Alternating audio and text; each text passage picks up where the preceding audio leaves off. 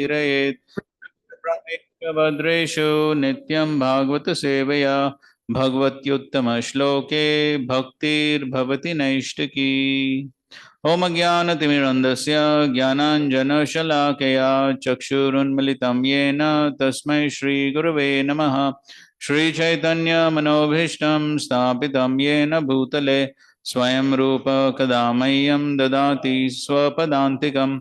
वन्देऽहं श्रीगुरो श्रीयुतापदकमलं श्रीगुरून् वैष्णवांश्च श्रीरूपं साग्रजातं सहगना रघुनाथान्वितं तं सजीवं साद्वैतं सावधूतं परिजनासहितं कृष्णचैतन्यदेवं श्रीराधा कृष्णपादान् सहगना ललिता श्रीविशाखान्वितांश्च नमः। ॐ विष्णुपदाय कृष्णप्रेष्ठाय भूतले श्रीमते भक्तिवेदांत स्वामिनिति नामिने नमस्ते सारस्वते देवे गौरवाणी प्रचारिणे निर्विशेषा शून्यवादी पाश्चात्य देशतारिणे नमो महावदन्याय कृष्ण प्रेम प्रदायते कृष्णाय कृष्ण चैतन्य नामने गौरत्विषे नमः। हे कृष्णा करुणा सिंधो दीनबंधो जगत्पते गोपेश गोपिका कांत राधा कांत नमोस्तुते तप्त कांचन गौरांगी राधे वृंदावनेश्वरी वृषभानुसुते देवी प्रणमामि हरिप्रिये वाञ्छाकल्पतरुभ्यश्च कृपा सिन्धुभ्य एव च पतितानां पावनेभ्यो वैष्णवेभ्यो नमो नमः। जय श्री कृष्ण चैतन्य प्रभु नित्यानंद श्री अद्वैत गदाधर श्रीवासादि गौर भक्तवृंद हरे Krishna Krishna Krishna Hare Hare Hare Ram Ram Ram Hare Hare. Hare Krishna. So we're going to chapter 6. The Yadu dynasty retires to Prabhas. Text 1. Shri Shuka Uvacha Atha Brahmatma Jayadeve Prajeshe Ravrito Bhyagat Bhavascha Bhuta Bhavyesho Yaya Bhuta Ganer Vritaha. Shri Shukdev Goswami said, Lord Brahma then set off for Dwaraka accompanied by his own sons as well as by the demigods and the great Prajapatis. Lord Shiva, the bestower of auspiciousness to all living beings, also went, surrounded by many ghostly creatures. Text 2 to 4. So who all went? There's a big list. Powerful Lord Indra, along with Maruts, Adityas, Vasus, Ashwinis, Ribus, Angiras, Rudras, Vishwadevas, Sadyas, Gandharvas, Apsaras, Nagas, Siddhas, Shanas, Goyakas, the great sages and forefathers and the Vidyadharas and Kinnaras arrived at the city of Dwarka hoping to see Lord Krishna. By his transcendental form, Krishna, the Supreme Lord, enchanted all human beings and spread his own fame throughout the worlds. The Lord's glories destroy all contamination within the universe. Sarvaloka mala apaham. So the glories of the Lord. Bhagavan Naraloka Manaramaha. So the glories of the Lord, Yasha, glories of the Lord are Manarama, enchanting to the mind and purifying all the impurities. So all these people went to see the Lord in Dwarka. Text 5. In that resplendent city of Dwarka, rich with all superior opulences, demigods beheld with unsatiated eyes the wonderful form of Sri Krishna. Text 6. The demigods covered the Supreme Lord of the universe with flower garlands brought from the gardens of heaven. Then they praised him, the best of the Yadu dynasty, with statements containing charming words and ideas. Special flowers from Swargaloka. Okay, so now series of prayers from verse number 7 to 19. So this whole section is various prayers which the Devatas are offering to the Supreme Lord. Shri Deva Uchu Natasmate Natapadaravindam Buddhindriya Prana Mano Vachobi Yachintyate Antaridhi Bhavayukter Mumukshubi Karma Mayorubhashat. Read. The demigods began to speak. Our dear Lord, advanced mystic yogis, striving for liberation from the severe bondage of material work, meditate with great devotion upon your lotus feet within their hearts, dedicating our intelligence, senses, vital air, mind, and power of speech. We demigods bow down at your lotus feet. Natha, nathasma, bow down, natha. Nathapadarvindam. So they're offering their buddhi, indriya, prana, mana, vachobi, everything they're offering to the Supreme Lord, meditating antaridhi in their hearts. So here, purport, according to Srila Sridhar Swami, the word sma in this verse indicates vismay, astonishment. Natha sma. So why they're astonished? The demigods were astonished that although great mystic yogis are only able to contemplate the lotus feet of the Lord within their hearts, the demigods arriving in the city of Dwarka were able to see before them the entire body of the Supreme Personality of Godhead. They were able to have darshan. Therefore, the powerful demigods fell down like sticks before the Lord. Such full obeisances called dandavat, like a stick, are described as follows. Dorbhyam, padabhyam, janubhyam, urasa, shirasa, drisha, manasa, vachasa, cheti, pranamo, ashtanga irita. Ashtanga, what is this Ashtanga? I ask in so many classes. We studied in Vaishnava etiquettes, right? Some few decades back. Mostly everyone forget. Some of this purport is reminding us. What are those Ashtanga? So what are the Ashtanga? 2 arms, 2 legs, 2 knees, chest, head, eyes, mind, and power of speech. So therefore, it is not only just mechanical sleeping.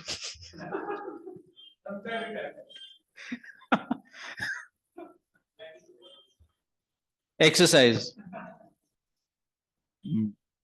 So it is not only just like that. So also one has to engage mind and speech. So that means one must be conscious to whom one is offering obeisances. And at the same time, one must glorify pranam mantra, offer some prayers. So pranam mantra basically. So it should not be simply mechanical. So mind and speech also have to be engaged. Then we're conscious of offering obeisances. So it should not simply become mechanical. Huh? Eyes, darshan. Now you have darshan and then pay obeisances. Now you should know to whom you are paying obeisance. हाँ, लेकिन करते समय हम देखते हैं ना, किसको कर रहे हैं वो देखना चाहिए ना. I don't know, somewhere it happened, somewhere, sometime. So they had removed Prabhupada's DT for some function, and people are offering obeisances. And no one is there.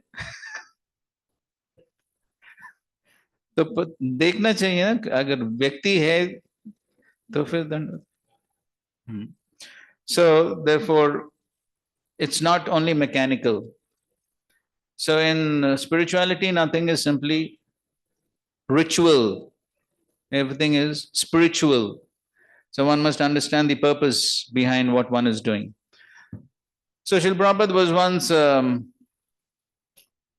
taking massage. You know, there was a system during Srila Prabhupada's massage. What would happen?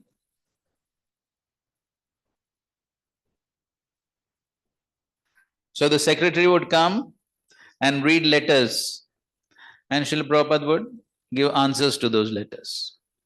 So that would be the normal system. So that particular day also same thing was happening.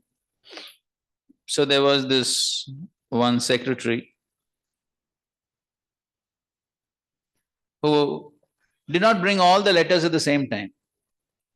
So he was bringing one letter, offered obeisances, then read the letter, Prabhupada dictated. He went. Then he came with another letter. Then again same thing. Like that was happening.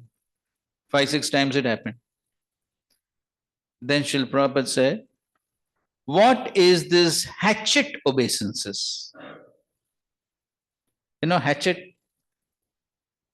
क्या है hatchet क्या है? Kuladi, axe.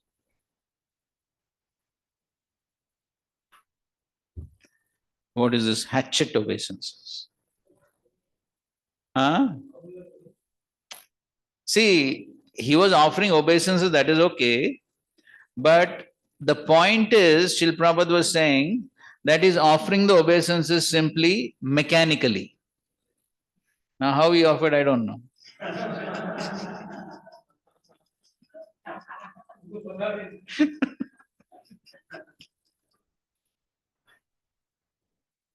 लेकिन पहली बार दर्शन तो हो रहा है.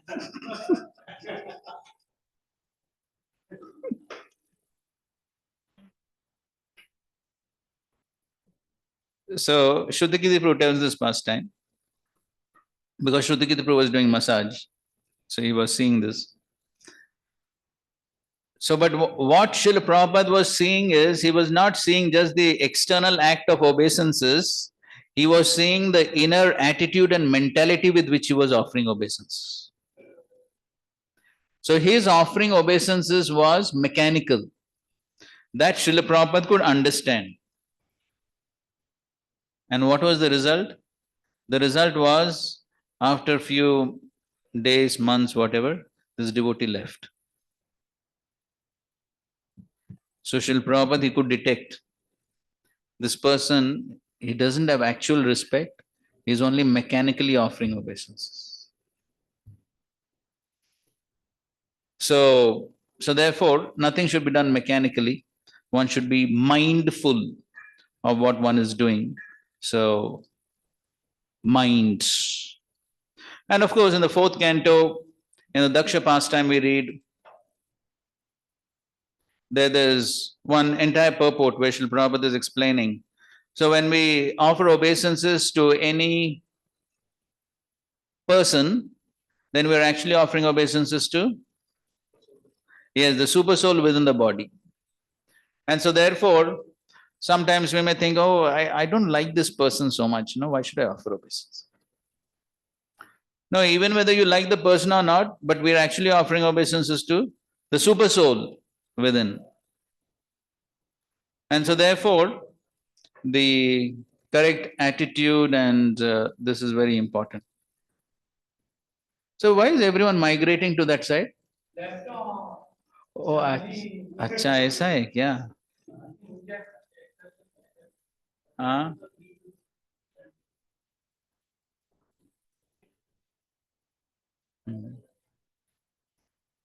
Batteries are weak.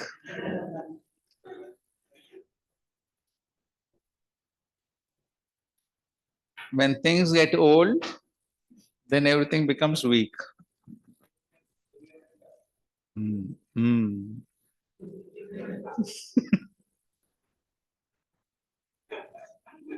There's an inner meaning to it.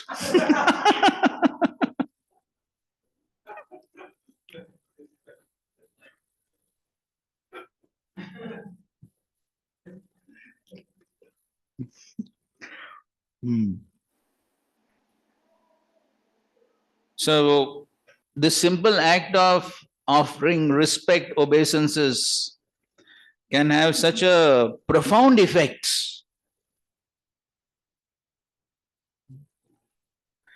So Srila Prabhupada writes in the first canto, he writes, by the simple act of offering obeisance, the context is when all the sages came, Parishit Maharaj offered obeisances to all the sages who came. So in that context, Srila Prabhupada writes, by the simple act of offering obeisances, bowing down to a person, what can happen?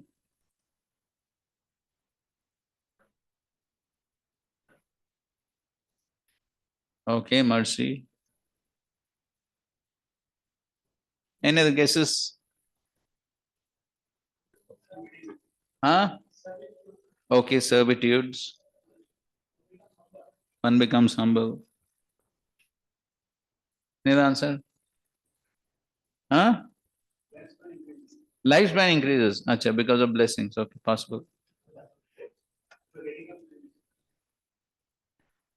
Ah, correct. That you're referring to fourth canto, Prithu Maharaj section. When those people got up, it said that the prana, when one that is referring to standing up to respect a person. This is bowing down, but that is when one stands up. Then it said that the when one offers respect, the pranas go out, and then by standing up, the pranas come back. So if one does not stand up, then the pranas leave.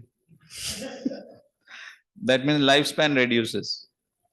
Okay, so now we're talking about bowing down. So what is the benefit of bowing down?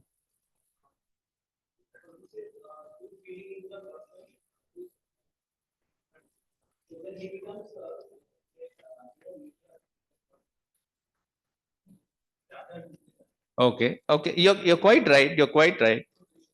Good wishes. Okay, in that context, Srila Prabhupada writes, when one, by the simple act of bowing down in front of a superior or any person, so many offenses can be nullified. So if you have committed offenses to the person, bow down, then the person thinks, "ठीक है, चलो, माफ कर दो, कोई बात नहीं." So offenses get nullified by bowing down. And then by not offering respects, bowing down, what could be consequences? Some pastime. One is Romaharshan, Indra, Brihaspati. So by not offering respects, you see, there could be disasters by not offering respects. So therefore, the Vaishnav etiquette is not simply a formality or a ritual. It is something which is very essential in our practice of devotional service.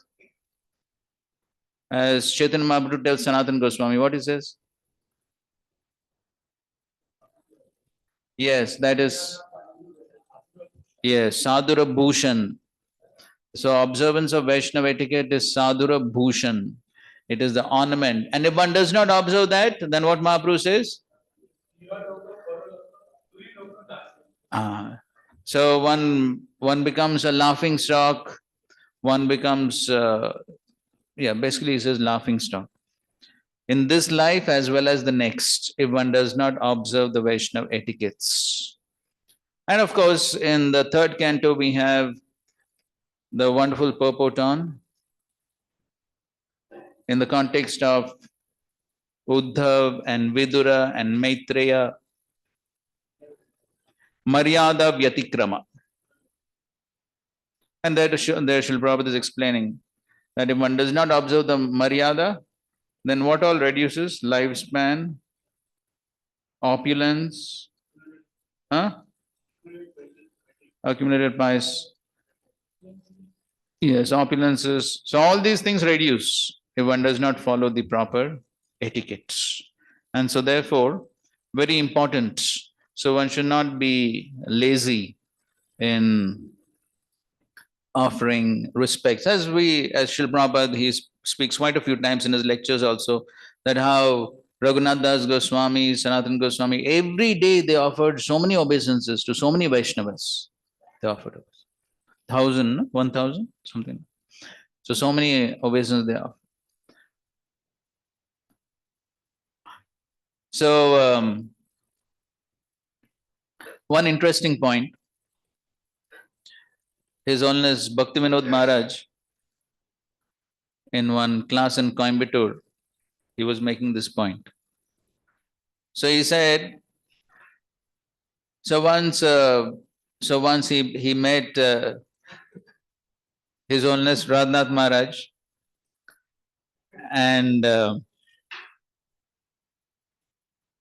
so Bhaktivinoda Maharaj offered obeisances, and then Radhanath Maharaj also offered obeisances. So Bhaktivinoda Maharaj was, no, not needed for you, Maharaj.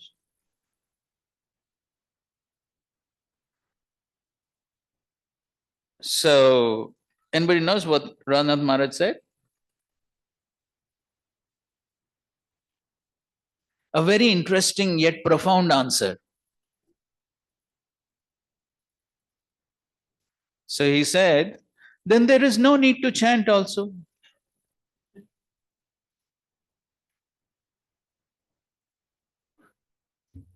There's no need to chant also.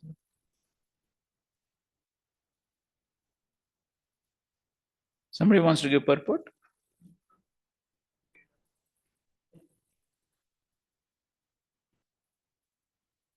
What it means? Ah.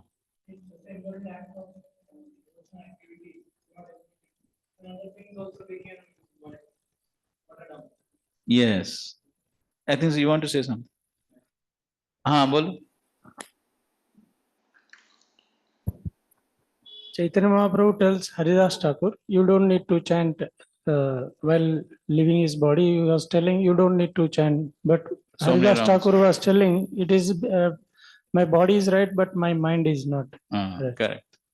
So basically the point is that if one thinks that offering obeisances and following all these etiquettes is not required, it's not important, then tomorrow one will say even chanting is not important. One will give that up also. So today one gives this up, tomorrow one will give that also up.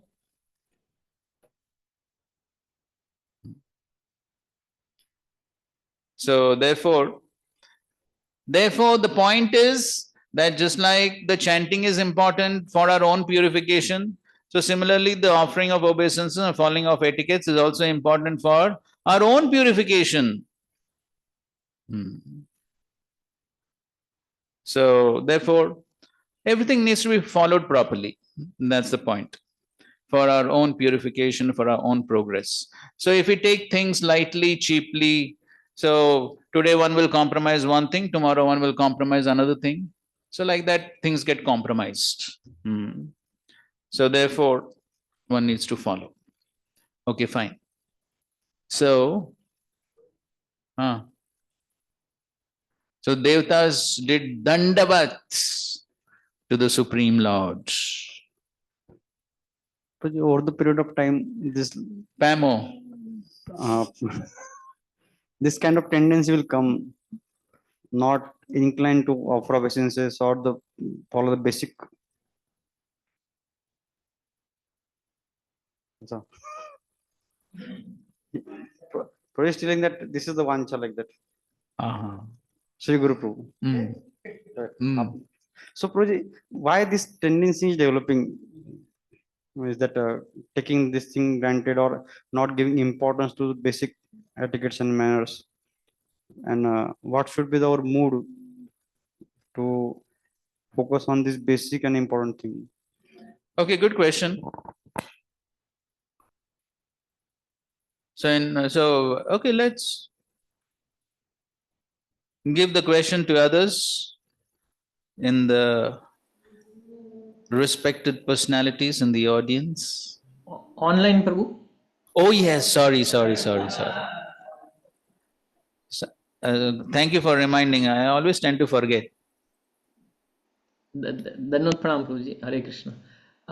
Familiarity breeds contempt. That can be one reason. Yes, that's the most important reason. Familiarity breeds contempt. Yes. Something else? Laziness. Okay, another one is laziness, laziness to follow. Correct. Something else? Lack of gratitude. Lack of gratitude. So what happens? Uh, we, we because we are not grateful, we tend to compromise the importance of the fortune we have of having the association of devotees. We take spiritual items materially, and we tend to offend also by such not following the etiquettes. So Okay, fine. So yes, being ungrateful, not taking it seriously. Okay, fine. Thinking oneself more advanced. Okay, thinking oneself superior. Thinking oneself superior to the other person. Of course, he asked a more general question, not only just in case of offering obeisance, right? You asked a more general question, isn't it? More general, why do we neglect some basic aspects of devotional service which we may have been very serious initially? Yes, Sachindan. Because of a negative association or the associating of those who are not following or Okay, yes, a wrong association. That's correct. Yes, due to offenses. Yes, that's also correct. Hmm? Upcoming trends. Oh. What are the latest upcoming trends? Sometimes someone may think in that way that this is what the culture is, because all others maintain this culture in particular atmosphere. So we also follow. The latest fashion. Right. And it just reminded me of this story that Srila Prabhupada said. Prabhupada told two stories, a little unrelated. Should I tell? Latest fashion. Prabhupada told two stories regarding this. We will tell you what's the context a little later. So that is one of them. So another one is so once a woodcutter, he was cutting wood. I mean, he was cutting a tree with the axe, kuladi. And so big tree, so he got tired. Half of it was cut. So he thought, I'll continue cutting tomorrow. So the half part of the tree trunk was cut. So then what he did, because if nothing is placed in between, then this will close. Then again, the next day too, once again, he has to sort of cut again.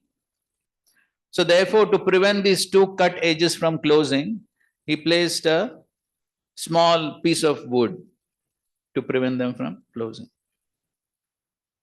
So then one monkey came. Monkeys are always monkeys, very mischievous. So monkey said, "Hey, what is this very strange? What is this piece of wood doing here in between?"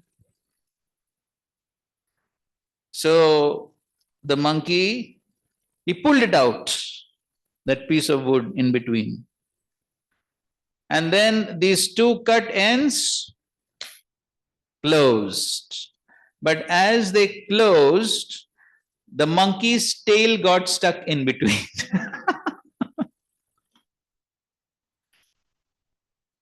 So now the monkey is not able to now separate those two ends and remove the tail. He can't do all that. So he tried to get himself free. It didn't work. So then he pulled. So when he pulled, the tail got cut. Now for monkeys, tails are very precious. That is their abhushan. And that is the reason why Ravana puts Hanuman's tail on fire, because that's what he also says. For monkeys, the tails are very important. So now the monkey's tail got cut. So he was thinking, Arey, what will other monkeys say? They will make fun of me. They will laugh, joke. What to do? So then he went. So when he went to amongst his monkey friends, they all started laughing, joking. Hare, what happened? Where's your tail? So he replied, Hare, you don't know? This is the latest fashion.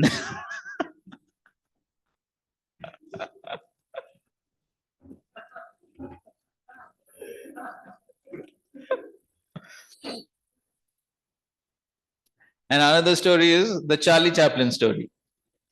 You know that, no? The coat got stuck up to stone. Then he also, when he went into the dance, then he also said, this is the latest fashion.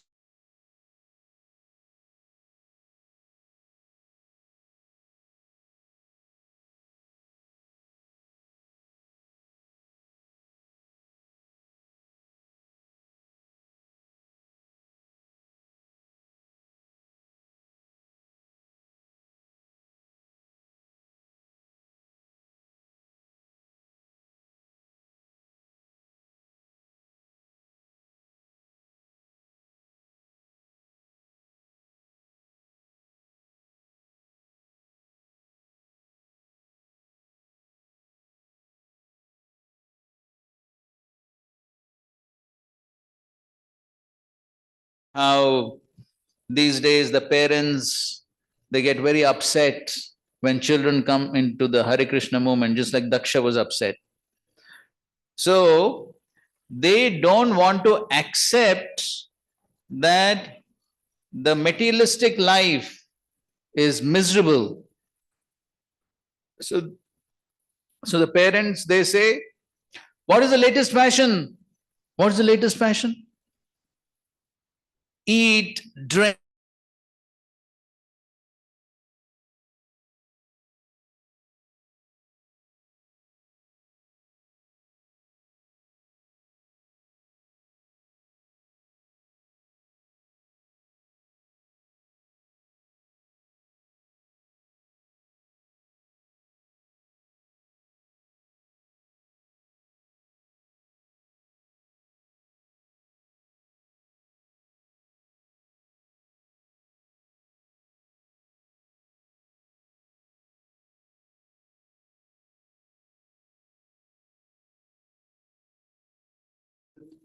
What should be the proper Solution. mood?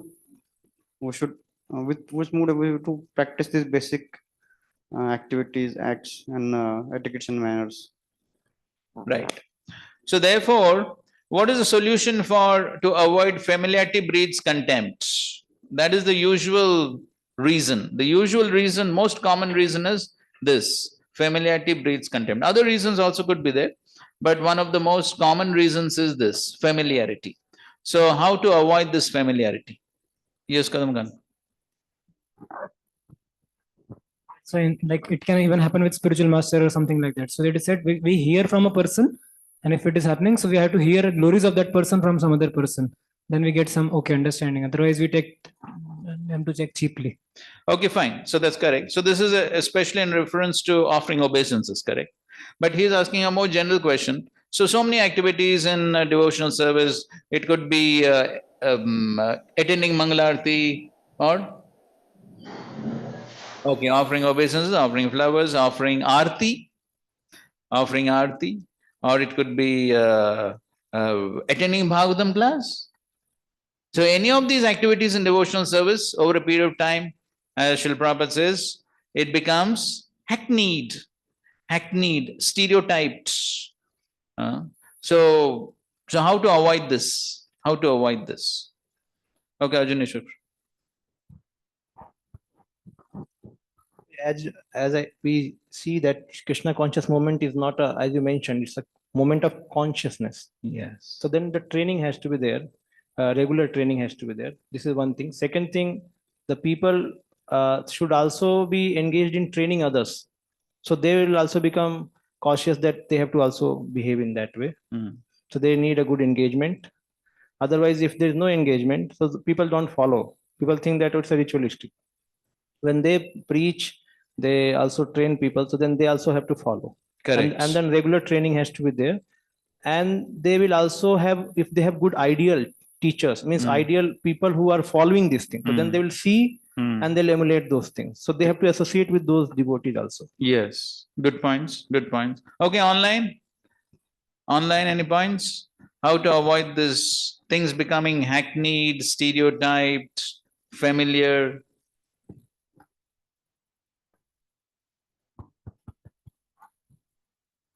Okay, no answers online. Here's some answers. Hare Krishna, Prabhuji. Yes, go ahead.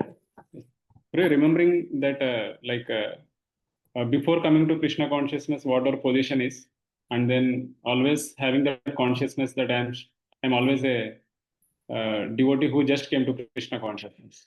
Okay, good point. Okay, being in the consciousness that I'm still a neophyte devotee. Okay, but don't remain neophyte. But in the being in the mood that yes, I'm a new devotee. Okay, yes, bro. We should attend the seminar. Why we do what we do.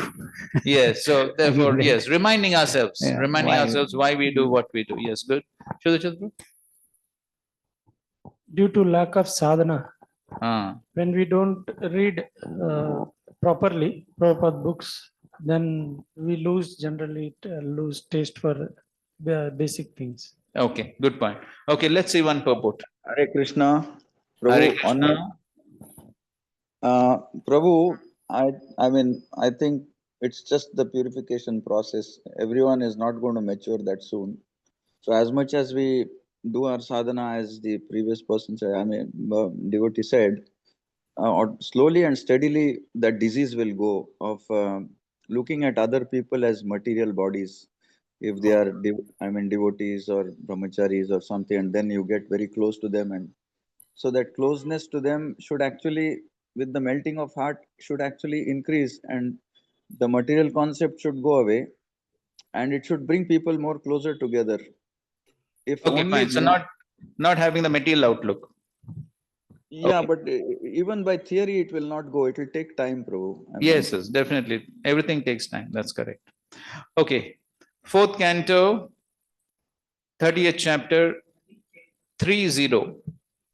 Text 20. We gave this reference a few times before.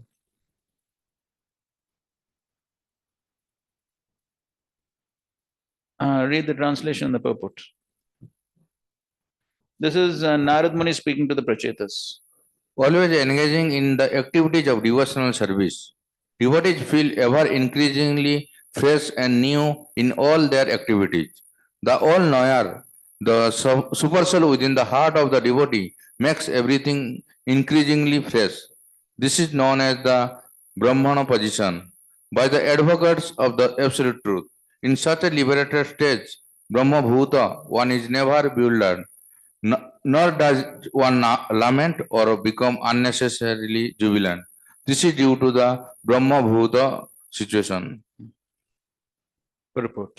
A devotee is inspired by the super soul within the heart to advance in devotional service in a variety of ways. The devotee does not feel heckled or stereotyped, nor does he feel that he is in a stagnant position. In the material world, if one engages in chanting a material name, he will feel tired after chanting a few times. However, one can chant the Hare Krishna Mahamantra all day and night and never feel tired. As chanting is increased, it will come out new and fresh. Srila Rupa Goswami said that if he could somehow get millions of ears and tongues, then he could relish spiritual bliss by chanting the Hare Krishna Mahamantra. There is really nothing inspiring for a highly advanced devotee. In Bhagavad Gita, the Lord says that He is situated in everyone's heart and that He helps the living entity forget and remember. By the grace of the Lord, the devotee gets inspiration. Tesam satata bhajatam priti purvakam dadami buddhi yagam tam yenamam upayanti te. To those who are constantly devoted and worship me with love, I give the understanding by which they can come to me. Continue, bro. As stated, kusala karmanam. Those engaged in auspicious activities in devotional service are guided by the super soul, described in this verse as Gya, one who knows everything, past, present, and future. The super soul gives instruction to the sincere, unalloyed devotee on how he can progress more and more in approaching the Supreme Personality of Godhead. Srila Jiva Goswami in this connection says that the super soul, the plenary expansion of the personality of Godhead, exists in everyone's heart. But in the heart of a devotee who reveals himself as ever increasingly new, being inspired by him, the devotee experiences increased transcendental bliss in the execution of his devotional service. Good, thank you. So, who makes everything fresh? Super soul. Devotee gets inspiration from super soul. So the super soul makes everything increasingly fresh. But for whom does he do that?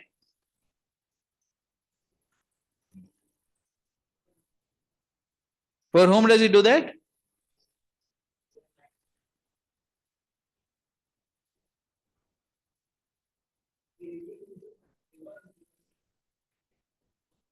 Super soul gives instructions to sincere, unalloyed devotee. That is what is required.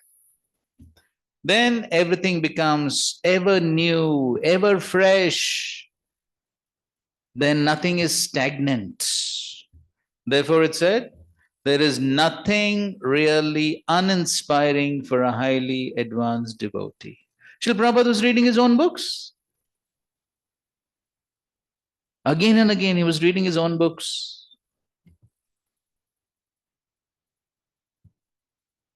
Srila Prabhupada would hear Krishna's pastimes in the Los Angeles temple garden, which was full of tulsi plants. Srila Prabhupada said it's like Vrindavan. Srila Prabhupada would sit there every evening with a few devotees and have one devotee read Krishna book. And Srila Prabhupada would be in ecstasy listening to Krishna's pastimes. And Shruti Prabhu tells the pastime of how when Srila Prabhupada heard the liberation of Dvivida by Lord Balaram, he was laughing and laughing and laughing.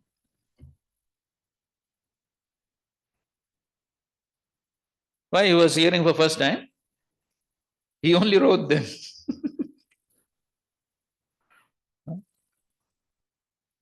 Why? This is who does this work? Super soul. Because Krishna is Naviyavanam. He's ever new.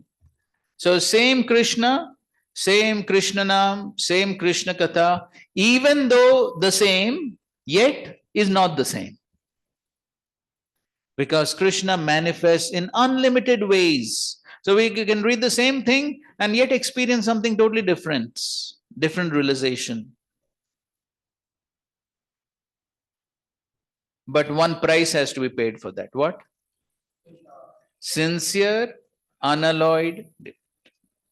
Yes, and tesham, satadayuktanam, bhajatam, priti purvakam. So yesterday in the brahmachari class, we were discussing these points. So basically Krishna has to give that taste, right? Krishna has to give the taste, the realization. So for that, what is required? So before Ruchi, what comes? In the 9 stages? Nishtha. And what does Nishtha mean? Steadiness. So therefore, the sincerity is the steady practice. Sincere and serious. So that is the steady practice. So that is the price one needs to pay. So every day the same practice, even though there is no taste. तो बहुत बार क्या होता है, ठीक है अभी क्या है, अरे मंगलाती रोज तो अटेंड करते ही एक दिन नहीं करेंगे तो क्या होगा. Sometimes the mind gives those thoughts, right? Because we have not yet got sufficient taste. So therefore one thinks, okay, it's all right if I don't attend sometimes, what is there?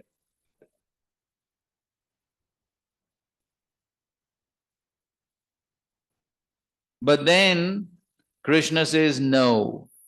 Even though there is no taste, one has to do it every day. What is the Shastric reference for this? Yes. 7th verse of Nectar of Instruction. Syat Krishna Nama Charita Disitapi Vidya Pitto Patapta Rasanasya Narochika. No Rochika. So there is no Ruchi. But still, what to do? Kintu Adarad Anudinam Kalu Saivaja. So this is what one has to do. Even though there is no taste, even though it is bitter, but still what one has to do? Continue to take the same thing, even though it is bitter. That is austerity, correct? If it is sweet, it is easy. But now it is bitter. But in spite of it being bitter, one has to do the same thing. That's the tapasya. But if one goes through that tapasya, then what will happen? Then this is what will happen. Then Krishna will make everything fresh.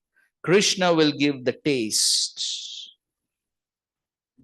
But if that sincerity is not there, if one doesn't do those activities every day in spite of not having taste, if one does not do those activities, then one will never get the taste. Then after some time, no taste. Then everything becomes dry. Everything becomes tasteless because the disease is still there. Just like the jaundice. So if he says, "Arey, the sugar candy is very bitter, I will not take," what will happen? Disease will remain. Same principle here. That is why Rupa Goswami is giving that analogy. So this is very important actually as we progress in devotional service. This is very important, and this is what happens after some years to many devotees. And then people talk of mid-age crisis and things like that. But this is the actual crisis. There is no other crisis. Yesterday you are giving example of the Indra and Rospati. That fraction of second, he just ignored and immediately lesson. He faces long-term consequences. So this will be happening, like if we lag in these practices, this will happen with us also. That is why it is there in Shastra. That is what Shastra is teaching us. So therefore one needs to be very attentive. One needs to be very attentive in all what one is doing. So that is the test, that is the price one has to pay. So if one meticulously performs, takes the medicine every day. So what is the medicine? The process that Srila Prabhupada has given us, simple. There's no need to manufacture something. The process that Srila Prabhupada has given, that is what one needs to do every day. So if one doesn't do it because of all those various reasons, because of laziness or familiarity or whatever may be the reason, if one doesn't do it, then one will never get the taste. Rather, after some time, one begins to lose the taste. And then people wonder, what's happening? So many years pass, but still no taste, this, that. And then some people, what they do? They think, okay, the process is not working. Let me go somewhere outside and see some other process may work. No, nothing is going to work. The basic process that Srila Prabhupada has given, that's all what we need to follow. But we need to follow it as Srila Prabhupada told us to follow. Every day. All the various aspects. So yesterday also we were discussing. So Srila Prabhupada very clearly says morning and evening classes. So for different reasons, evening classes are not happening practically nowhere in ISKCON. Or even if they are happening, nobody is attending. Or some new people will attend. So then, but still one cannot neglect the instruction of the founder Acharya. This is basic instruction which Srila Prabhupada has given. So that means what? We have to have a substitute class. Substitute has to be there. That is how, to the degree one will follow sincerely and seriously the instructions of the founder Acharya, then to that degree, everything will become dynamic and there will be taste, everything will be ever fresh, ever new. then there is great inspiration to practice devotional service. Ultimately, everything has to be given by super soul. But for that, super soul has to be pleased with our practices. That is the austerity one has to go through.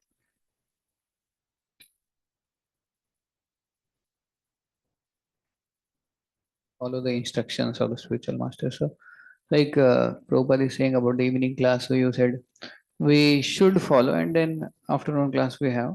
So similarly, there are many instructions of Prabhupada. Then, like one is about that around any temple, 10 miles around, nobody should go hungry. So now, how we understand this is primary instruction and secondary? Because Prabhupada never said this is primary and this is secondary. So we are not following that also. 10 miles around any temple, nobody should go hungry, right? So but then, food for life is happening, no? but 10, they may 1 mile. No, 1 mile may be kafi hungry hai idhar, around the temple.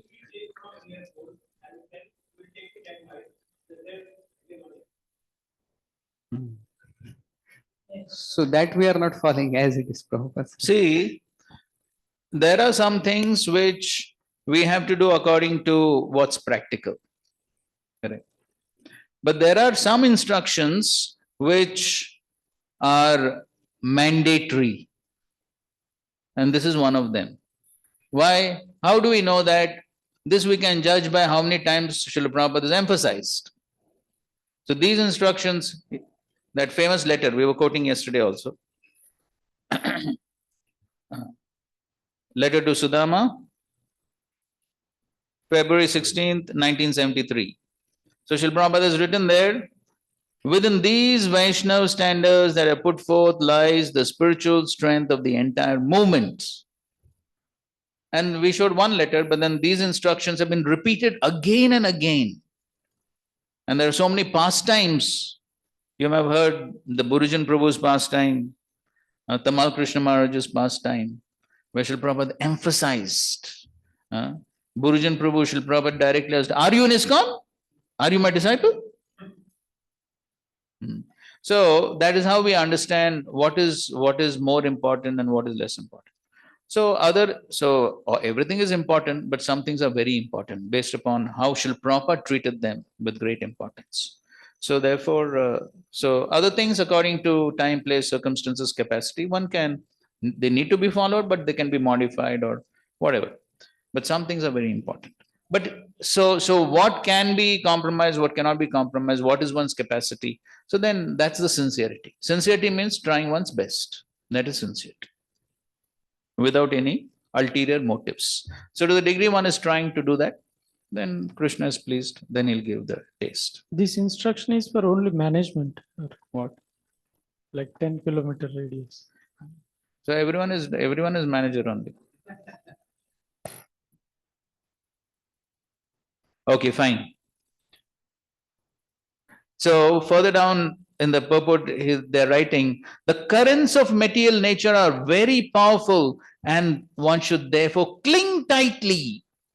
And there are some lectures also where Prabhupada says, hold on to Krishna's lotus feet very tightly. Otherwise, the violent waves of sense gratification and mental speculation will undoubtedly sweep one away from one's eternal constitutional position as the loving servant of the Supreme Lord, and one will then fall down into the stringent bondage described as Urupashat, very powerful illusory network. Okay, next, text 8. Tvam mayaya trigunayatmani durvibhavyam vyaktam srujasya vasilum pasitad gunastha Naiter bhavan ajita karma bhir ajate vai yatsve sukhe vyavahite bhirato navadhya. O unconquerable Lord, you engage your illusory energy composed of 3 modes to unleash, maintain, and devastate the inconceivable manifest cosmos, all within your own self.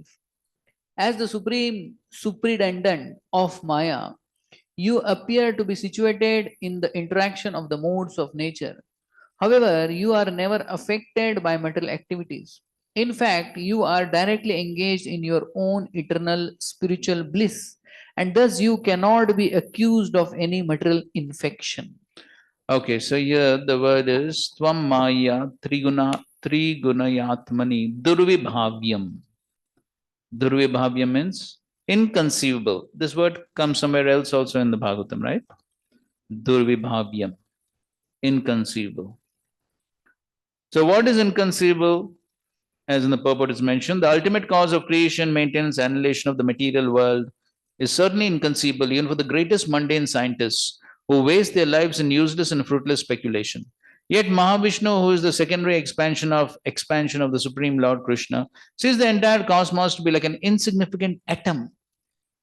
So for Mahavishnu, every universe is like atom.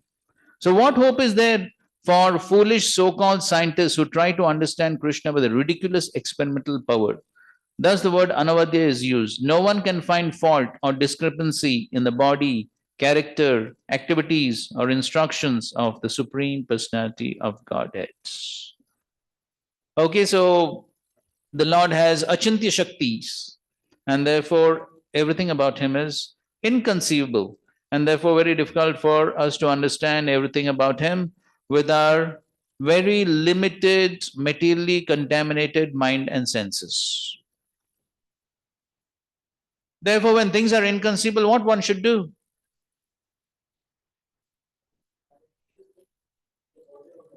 Yes. So therefore, one should directly accept without trying to speculate and concoct different theories and understandings.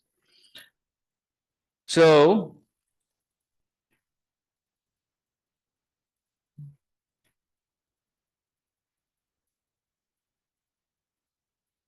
no one can find fault. This is anavadya, correct? The meaning of anavadya is the unimpeachable Lord. Unimpeachable. That means he cannot be blamed. One cannot find faults. Anavadya. One of the reasons that Uddhav gives, it comes later on, or it's finished, right? 5 reasons Uddhav gives why to accept Krishna as the perfect master.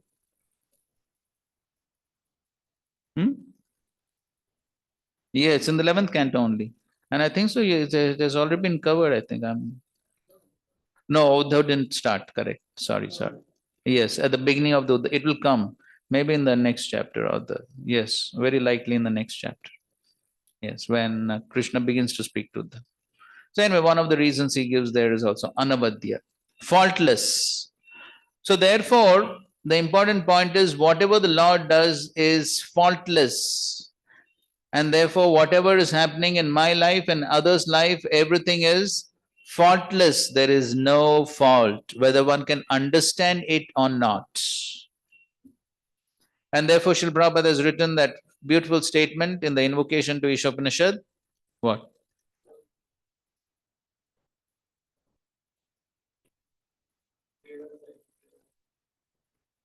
All forms of incompleteness are due to incomplete knowledge of the complete whole. So if you're thinking something is incomplete, something is wrong, there's some fault, it is only because of our incomplete knowledge. Otherwise, whatever the Lord does, everything is perfect.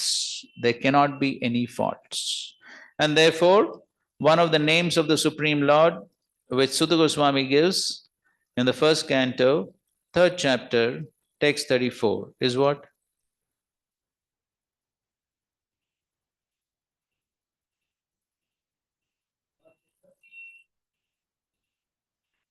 First canto, 3rd chapter, text 34. 34? Oh no, not 34, I think. 23, I think. Amoga Leela. Amoga Leela. Amoga Leela means spotless. Spotless. And so in that purport, Srila Prabhupada says, what's the exact reference you got? 36, correct. Yes, 1336. So in that purport, Srila Prabhupada writes Therefore, there is nothing lamentable in the Lord's creation. And those who find faults, they themselves will have to lament. I'm paraphrasing, yes. The prime difference between the Lord and the living entities, the Lord is the creator, living entities are the created. Here is called Amoga Leela, which indicates there's nothing lamentable in his creation. Those who create disturbance in creation are themselves disturbed. That is what's happening modern age. They're trying to create disturbances in the Lord's creation, therefore they themselves are getting disturbed. So the important point is, so if you go to the word-to-word meaning, go to the word-to-word. See, where is that? Amoga Leela. One whose activities are spotless. So that's the same meaning. So here it is anavadyam, same meaning, unimpeachable. Unimpeachable means cannot be blamed. Impeached means to find faults or to sue someone in the courts. Yes, not to be doubted, questioned, criticized. That's unimpeachable. So if one has faith in this, then life becomes quite simple. Everything is perfect, whatever is happening. So then when one actually realizes this, then na shochati na kankshati. Nothing to lament, nothing to hanker. Everything is perfect. So the only thing that one should hanker for is progress in devotional service. That's the only thing. Otherwise, there's nothing else to hanker for or lament. Right. So that's the quality of the Durvibhavyam. And then in the next paragraph, they're writing, Lord Krishna is stated here, Sve Sve Vyabahite Abhiratha. He is eternally busy day and night in his transcendental abode, relishing the inconceivable loving devotion of his innumerable associates. So that's the main thing what the Lord does, is enjoying beautiful pastimes with the devotees. 9th verse. This impeccable character, the same word is there or that is different? Similar, impeccable, impeachable, same thing. No, impeachable is, to impeach is to blame or criticize. That's impeach. And so peccable is same as impeach.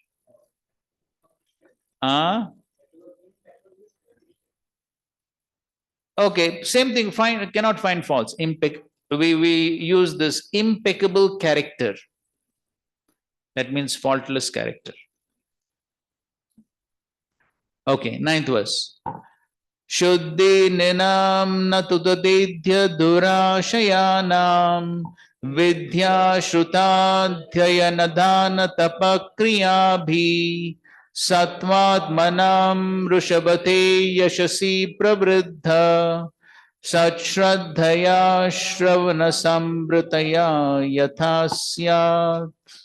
O greatest of all, those whose consciousness is polluted by illusion cannot purify themselves merely by ordinary worship, study of the Vedas, charity, austerity, and ritual activities. Our Lord, those pure souls who have developed a powerful transcendental faith in your glories, achieve a purified state of existence that can never be attained by those lacking such faith. So in the previous verse they described that the Lord is Durvibhavyam. He is inconceivable. And so therefore here they're explaining who cannot understand and who can understand. So who cannot understand? Shuddhi Ninam Na. Those whose consciousness is not purified. Na Shuddhi. So if the Shuddhi is not there, it's very difficult to understand. So one whose consciousness is polluted, Durashayanam, consciousness is contaminated, then they cannot understand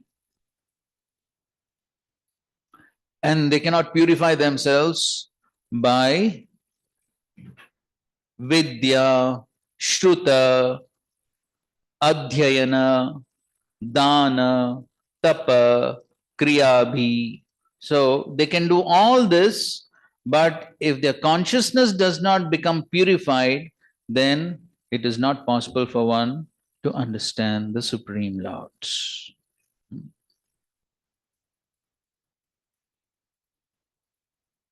Okay?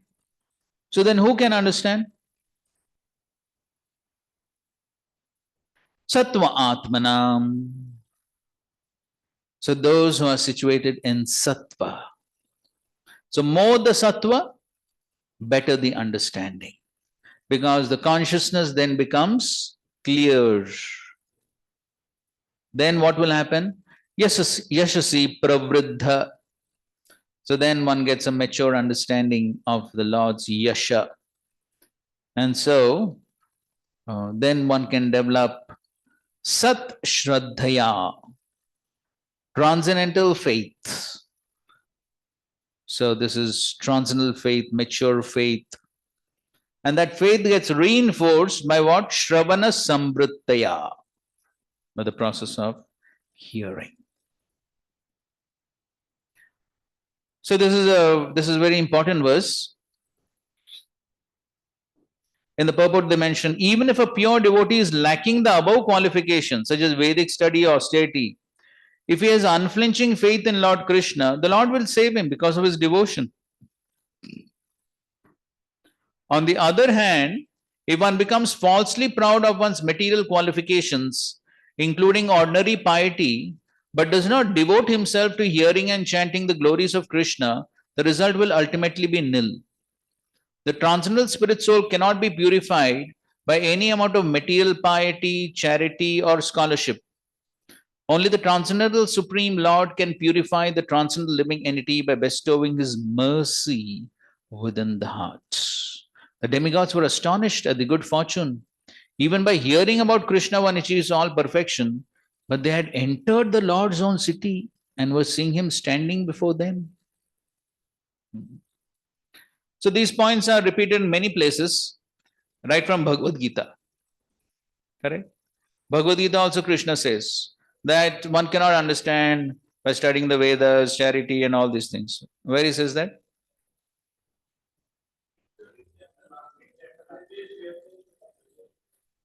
Yes, the eighth chapter, last verse, that is also there. And also in the 11th chapter. In the 11th chapter also,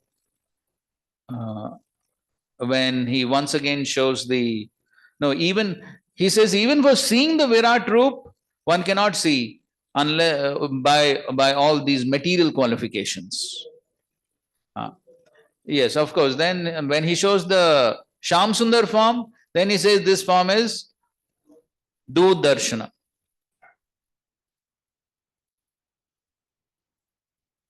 Very difficult. So,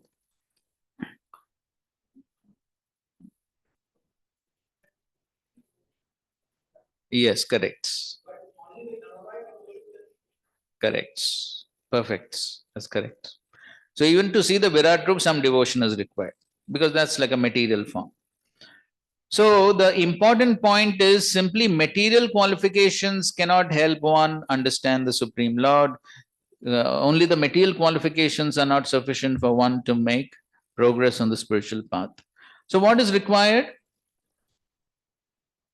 Purified state of existence that can never be attained by those lacking such faith. So this faith is what? Sat Shraddha. So how one can develop that faith? Yes. Faith is developed by association. There's the only way to increase faith. Association. So this Srila Prabhupada writes in 9th chapter Bhagavad Gita, 3rd verse. What is 9th chapter, 3rd verse? Aushadadana purusha dharmasyasya parantapa aprapyamam nivartante mrityu samsara vartmani. You can just show that. And there in that same purport, Srila Prabhupada is describing the 3 levels of devotees according to faith. So we all know that, Kanishta Madhyam Uttam. So the faithless cannot accomplish this process of devotional service. That is the purport of this word. Faith is created by association with devotees. That is the singular factor for increasing faith. Faith is created by association with devotees, those who have faith. That's the only way the faith can develop. So therefore, that is what is most important. So therefore, here also said, even if a pure devotee is lacking the above qualifications, which qualifications? Vidya, Shruta, Adhyan, Dana, Tapa, all those things. But if he has unflinching faith in Lord Krishna, Lord will save him. Best example?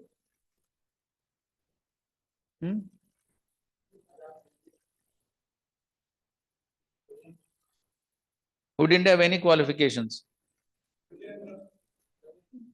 Okay, Gajendra, of course, and at least in previous life he had something. Narad Muni? Narad Muni. Sorry. Indian Brahmana. Say that. Somebody said something. South Indian Brahmana. Yes, the South Indian Brahmana. The South Indian, practically illiterate. He didn't have any of these. Vidya, Shruta, Adhyan, Dana, Tapa, nothing he had. But what he had? Faith in the instructions of the spiritual master. So because with that faith, so see, initially one may say faith is preliminary. Adau Shraddha. So with that little faith, what one should do? One should follow. So when one follows, then the faith becomes more and more firm. Dhrida Shraddha. So in the association of devotees, when one associates with those who have faith, then one follows. When one follows, then the faith becomes more and more fixed. And then it does not matter how much knowledge of the Shastra one doesn't have, doesn't make big difference because the goal has been achieved. As Srila Prabhupada gives example, if one becomes millionaire, then how he has become millionaire is immaterial. Whether he worked hard for it or he got his father's property or he did something. Okay. Now he's become millionaire. So similarly, if one develops that firm faith, then finished. Goal has been achieved. But for that, what is required is to attract the grace. Therefore, it said, only the transcendental Supreme Lord can purify the transcendental living entity by bestowing His mercy within the heart. And therefore, in the process, the great emphasis is laid on attracting mercy by satisfying the bona fide spiritual master by following his instructions.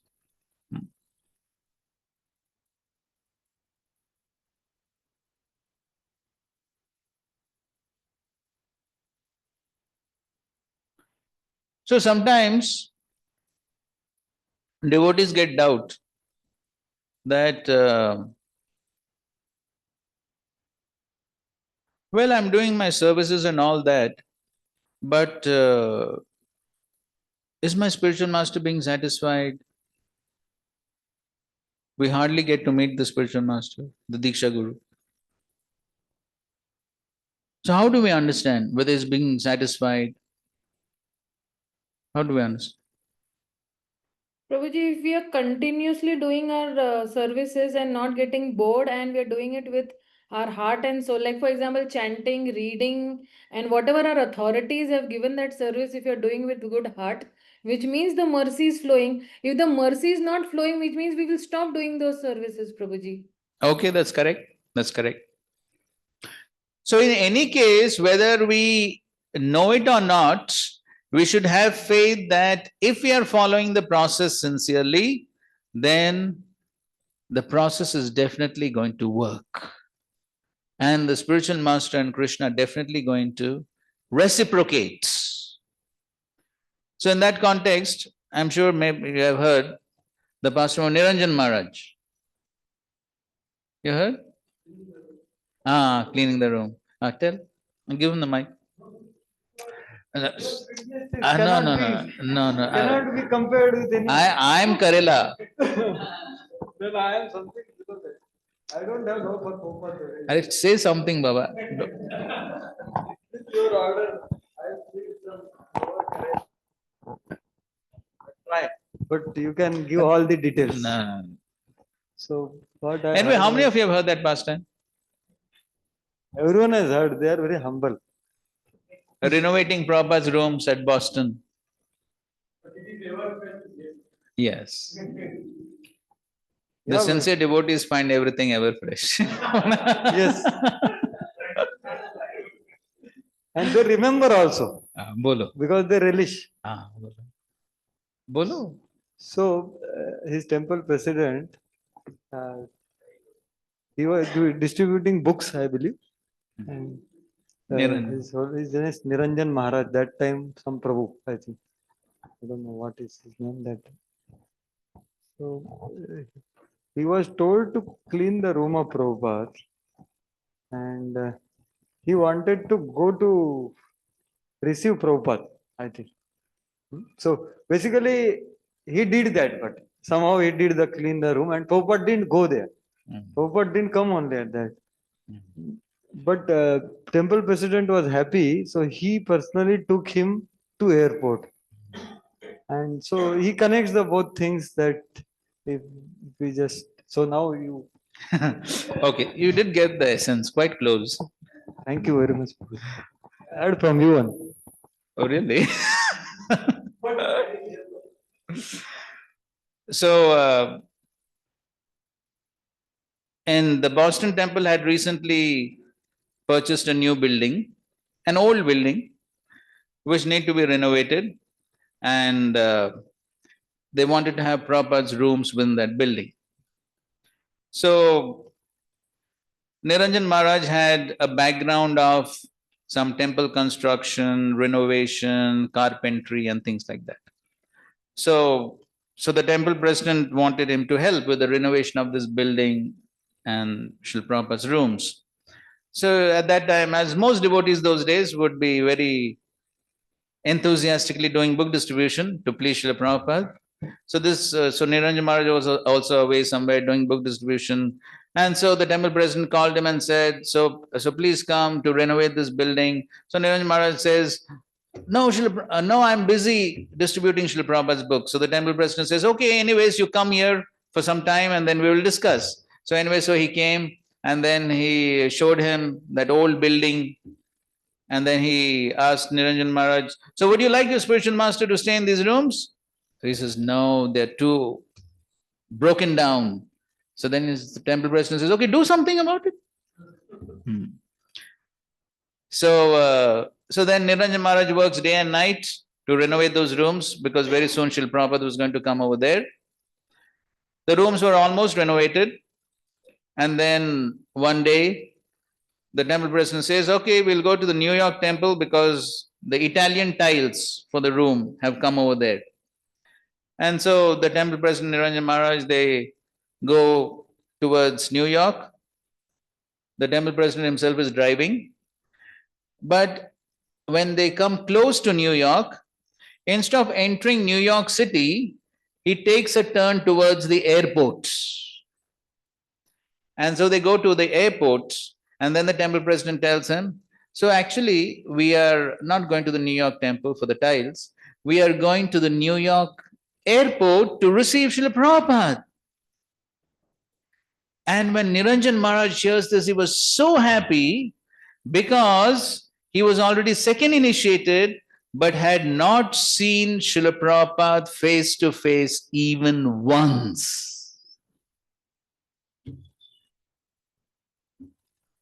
And so he was so happy that finally he's going to have darshan of his spiritual master.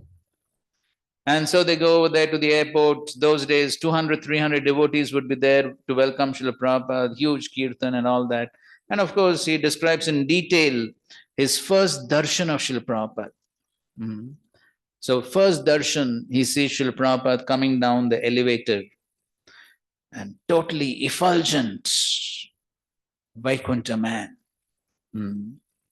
And he comes down, and all the devotees, so much of ecstasy. People, literally, devotees would be shouting, crying, all symptoms of ecstasy. And all the other passengers would be totally bewildered. What's happening? And then Srila Prabhupada comes down the elevator, and then he begins to walk. And then he says, he saw that Srila Prabhupada is not walking on the ground, he's gliding, as if going against the law of gravity. So therefore Srila Prabhupada could walk very fast. It was a fact. His 20-year-old disciples could not catch up with him on his morning walks. He used to walk so fast. So in any case, so he had this beautiful darshan of Srila Prabhupada. No words were exchanged, only the darshan. But of course, Niranjan Maharaj was so happy. And then Srila Prabhupada sits in the car and drives off to the New York temple. And Niranjan Maharaj and the temple president come back to Boston.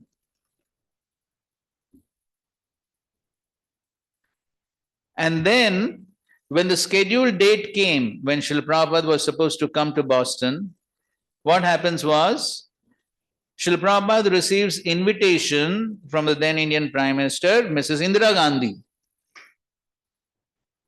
All right. So we know the meeting of Prabhupada with Indira Gandhi, short time. He gives those some 10 points. So that meeting was scheduled during that time. So Srila Prabhupada, he could not come to Boston. He goes back to India. And after that, Srila Prabhupada never gets a chance to come to Boston and occupy those rooms that had been painstakingly renovated by Niranjan Maharaj.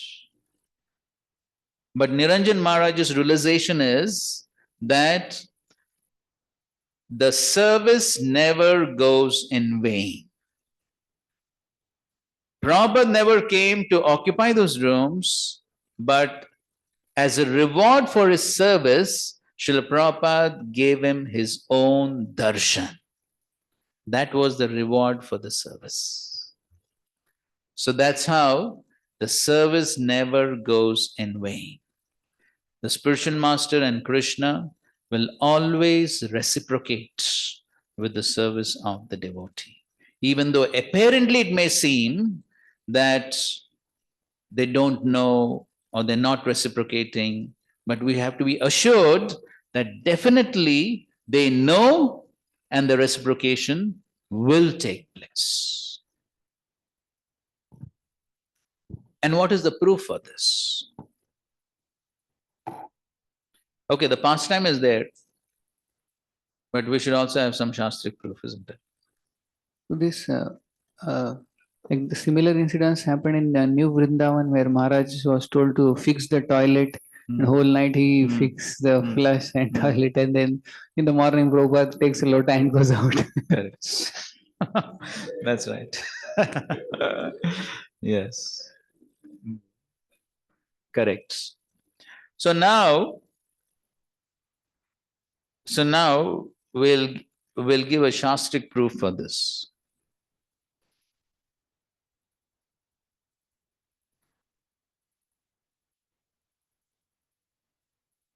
So every year, His Holiness Giriraj Swami Maharaj, on the day when the Chaitanya Charitamrita was completed, he lectures on the concluding words of the Chaitanya Charitamrita. So you know when the Chaitanya Charitamrita was completed? Yes. When? Okay, so this is Rama Ekadashi. Rama Ekadashi is the first Ekadashi of Kartik. So precisely it was Sunday, November 10th, 1974. This was the day when the translation and purpose to the Chaitanya Charitamrita had been completed. So so at that time, Srila Prabhupada was in Bombay, Giriraj Maharaj was there, and so that morning, Giriraj Maharaj tells this pastime. So that morning, as every day Srila Prabhupada would come down around 6 o'clock for the morning walk. That day Srila Prabhupada didn't come. And so he went up to Srila Prabhupada's rooms and he saw door is locked from inside, light is off, and the servant's room beside, that also was closed, no light. So Giriraj Maharaj knocks on the servant's door. And so the servant, he opens the door a little bit. So Maharaj asks, so what happened? Why Srila Prabhupada has not come today for the morning walk? So the servant replies, Srila Prabhupada has just finished last night, he has just finished the translations and purports to the Chaitanya Charitamrita, and he is in a state of great ecstasy. That was the answer. That was the answer he gets. But in any case, so you can open that. The concluding words of the Chaitanya Charitamrita. See, go to Antilila. So you go at the end, there are concluding words.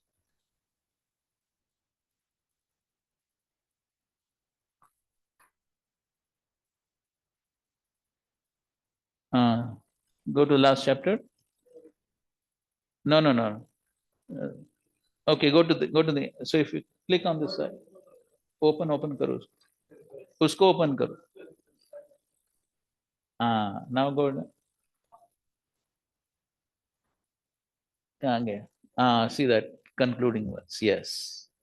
Today is Sunday, November 10, 1974, corresponding to the 10th of Kartik, Chaitanya era, 11th day of the duck, Rama Ekadashi. It's not Ram Ekadashi, it's Rama Ekadashi.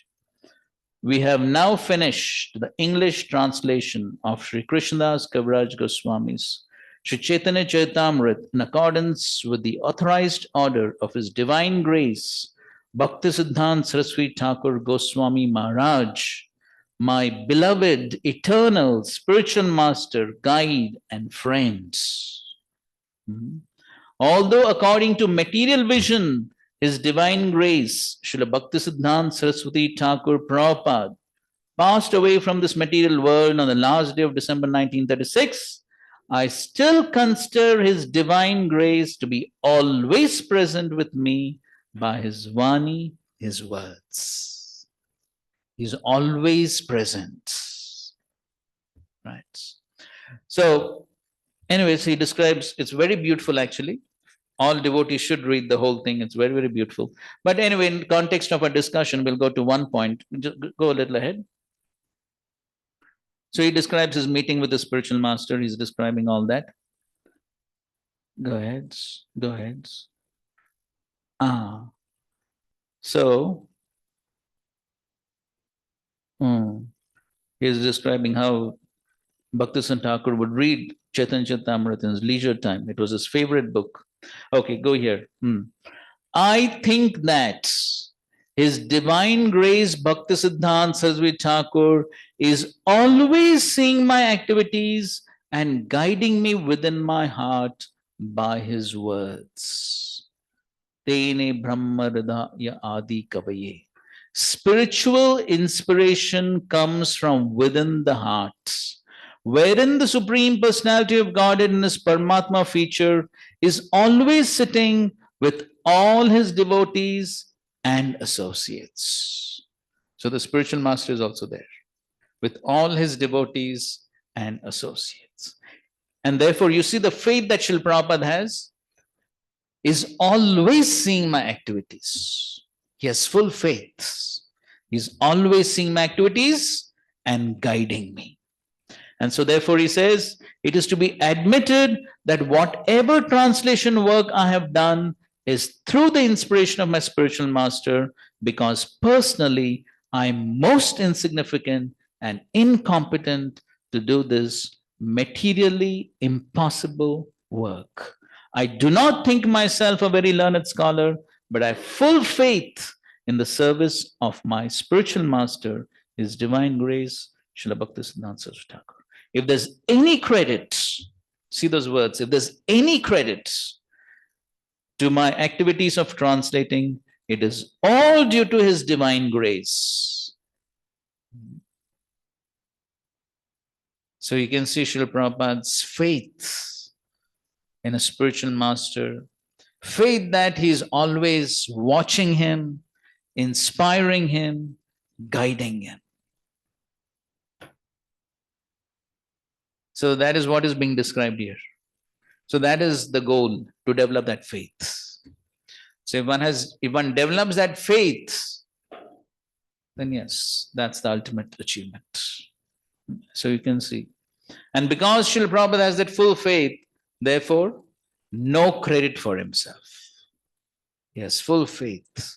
That's all happening by the grace of the spiritual master. Yes. So that is what is being said over here. So if one doesn't develop this faith, then one can do all this vidya, shruta, adhyan, dana, tapa, kriya, all these one can do. But if one does not develop such faith, then what is the use? So the fruit of all our devotional practices is to develop that firm faith. And when one develops that firm faith, then yes, that's the goal. On the other hand, one has so many other material qualifications, one simply becomes proud, one doesn't develop the faith. What's the use? Okay? Huh.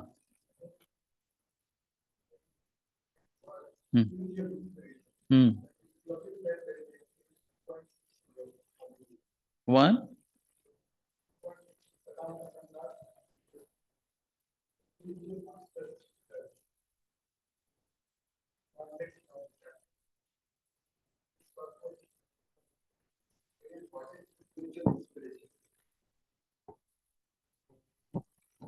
Therefore, unless one gets the spiritual encouragement,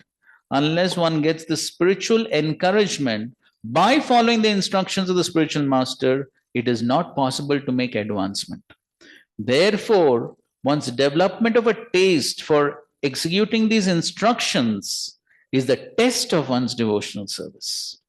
Initially, one must develop confidence by hearing the signs of devotion from a qualified spiritual master.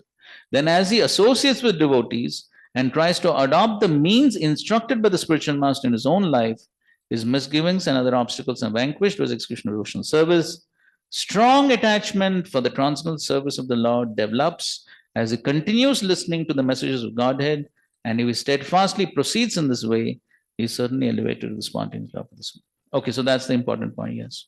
One gets the spiritual encouragement by following the instructions of the spiritual master. And that's how he's able to make advancement. Yes, that's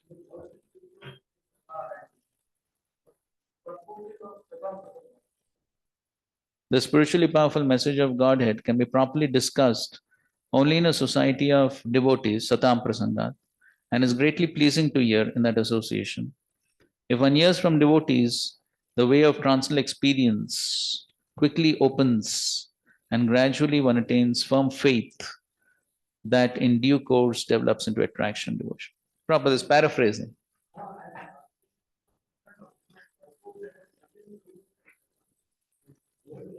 Of course, they are related because here, as you can see, firm faith, which in due course develops into attraction and devotion. So how to develop that firm faith, that's what he is explaining. So, yes, so that's the beauty of Prabhupada's purports. So many wonderful insights. Same verse. The same verse in Bhagavatam has a totally different purport. Yes. Okay, text 10.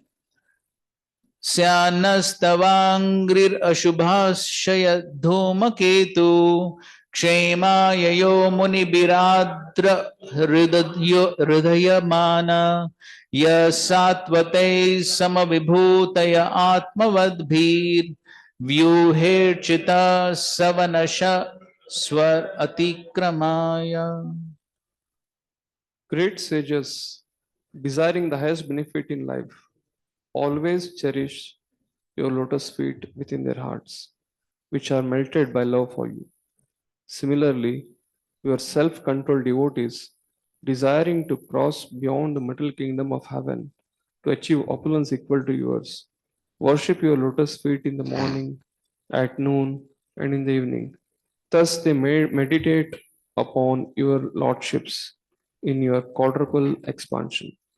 May your lotus feet become the blazing fire that burns to ashes all our inauspicious desires for material sense gratification. Right. So here, so in the previous verse, they discussed that how one can understand the Lord by purifying oneself, by developing great faith. And then here they're describing what will be the result of that. So, what will be the result of firmly being attached to the Lord's lotus feet? So, if one is firmly attached, tava angri, tava angri, ashubha ashaya. So, all this ashubha mentality or asha desires, all of that will be destroyed like Dhumaketu, just like the blazing fire burns everything. Similarly, all the inauspicious things within our hearts will be destroyed.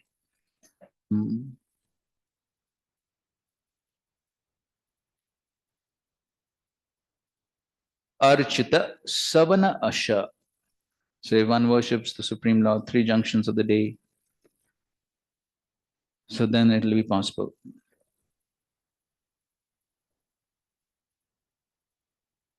Okay, and the purport is mentioned at the end of the first paragraph. The eternal, before that, the conditioned living entity can purify its existence simply by having firm faith in the transcendental glories of the personality of God. That's from the previous verse. What then can be said of the extraordinary good fortune of the demigods who were directly seeing Lord Krishna's lotus feet?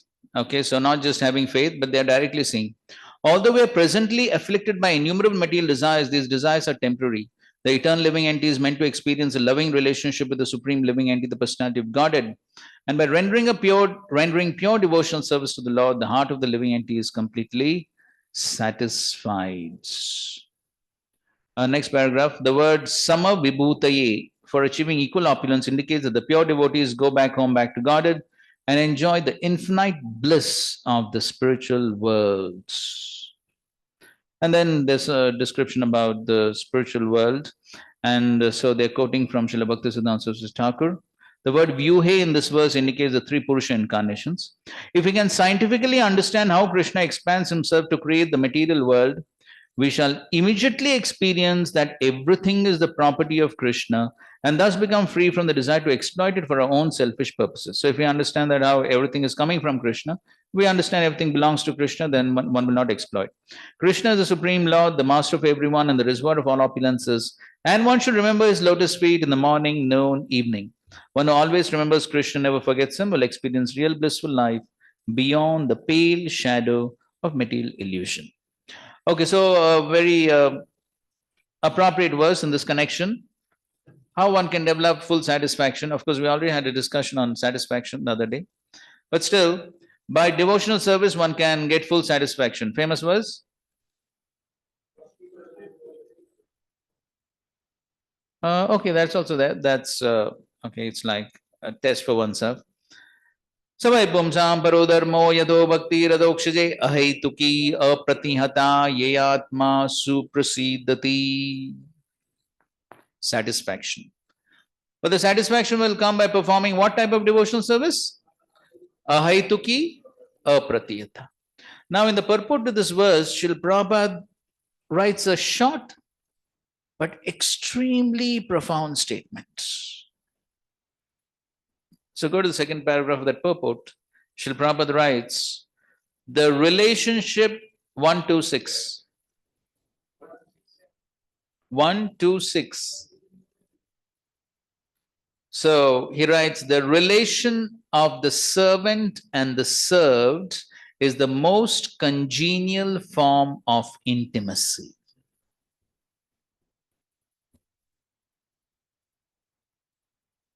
Go down. Here.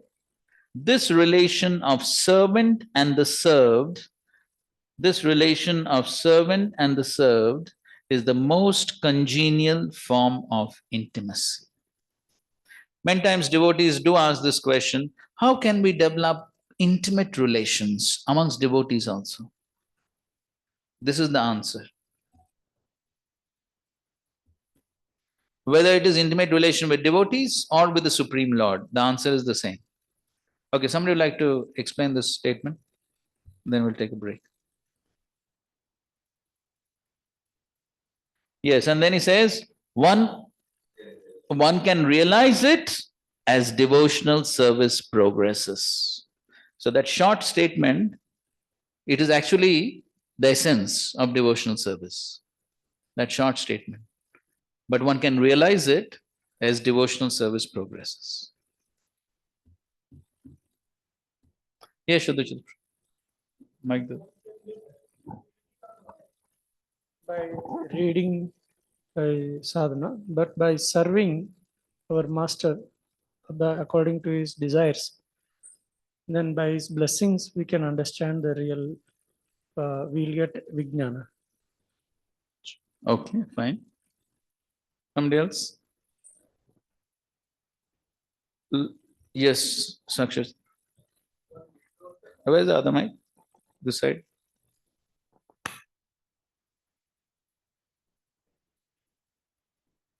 That devotees want to know the relationship, want to know the Swarupa and try to go in different direction. But here Prabhupada mentions that one will not externally try something apart from what is given. One simply has to follow what the Guru has given in Parampara. And in due course of time, as one purified condition, he will understand what relationship is and the intimacy develops. Okay, good. Thank you. Okay, Arjuneshwar Prabhu, and then online. Online, they're able to see this? No, Prabhuji, we are not able to see. Okay. Okay, we're sharing. But of course, you may have Bhagavatam, you can always open. Yes, Prabhuji.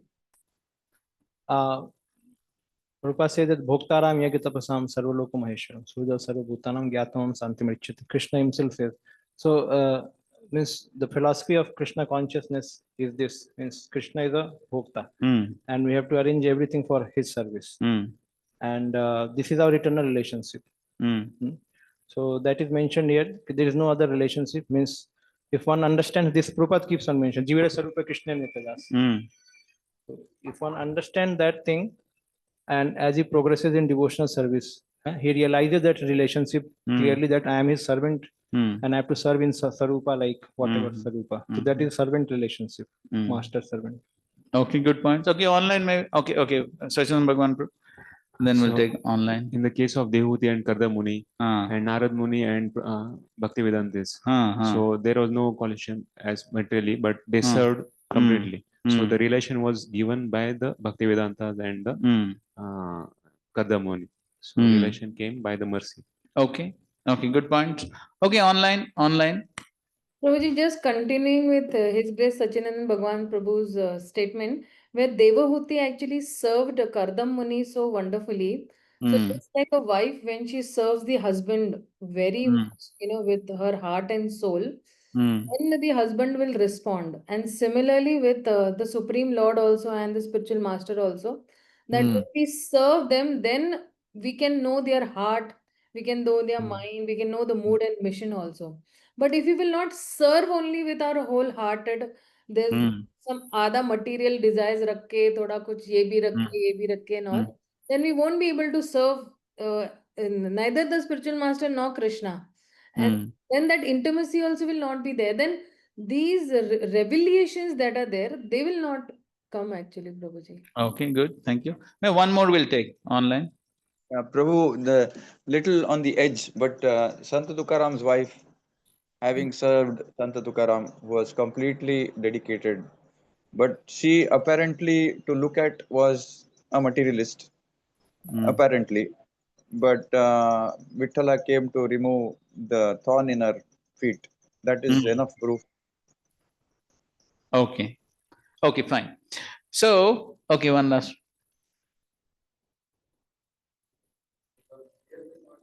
Not with Guru, here the context is with Krishna. As Prabhupada is writing, a living being sustenance, I'm just reading 3-4 statements above. A living being sustenance of existence is to coordinate his activities with his eternal relationship with Supreme Lord Krishna.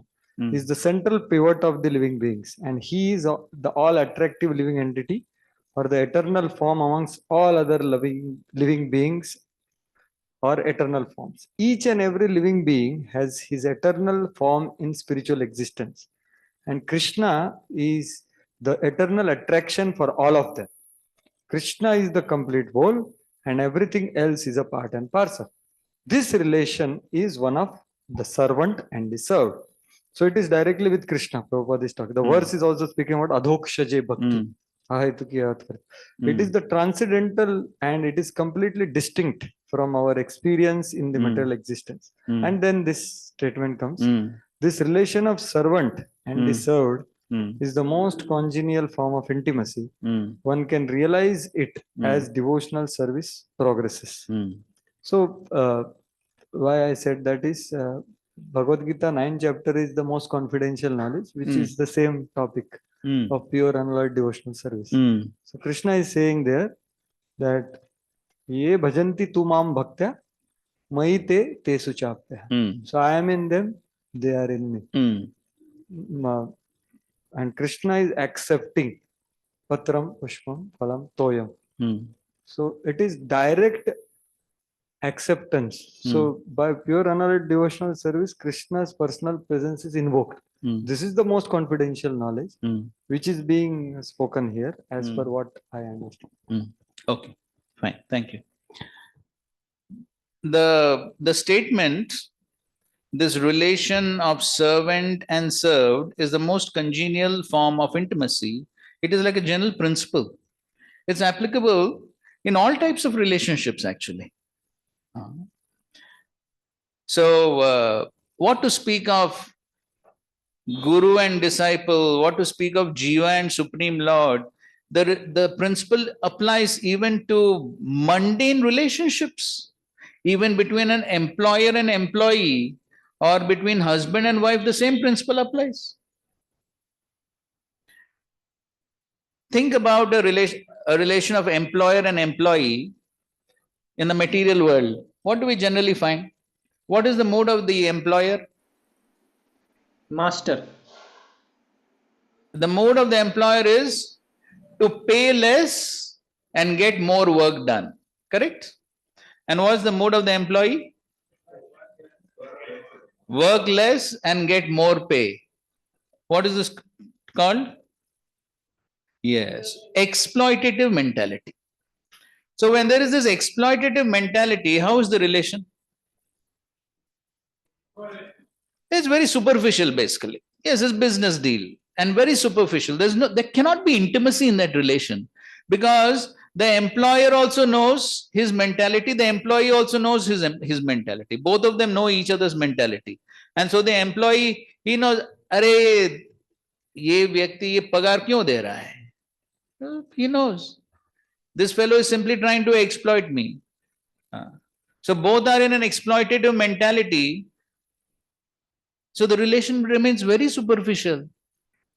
So therefore we find in the modern world, so we find as soon as there is a small problem in that relation, what happens? Gone, finished. People keep changing how many jobs these days? And the same principle applies between husband and wife. Chetan Chan Prabhu was telling that day in his class about that instance in USA, some devotee Mataji who was counseling married couples, and one couple came for divorce. What is the reason? They could not agree on the temperature of the AC. For that divorce. So what type of relation is that? So superficial, so superficial. So why? Same reason, exploitative mentality. So as soon as there is exploitative mentality, the other person immediately understands that exploitative mentality, and the relation remains very superficial. But as soon as the mentality changes from exploitative or selfish to selfless, what happens? Classic example of mother and child. So why the relation between mother and child is more deep? Selfless. So there is a mood of selfless service. So because there is a mood of selfless service, so therefore the relation is more deep. Therefore, it's very difficult for the relation between mother and child to break too extreme. At least the mother will continue to love the child in all circumstances. Selfless service. And so,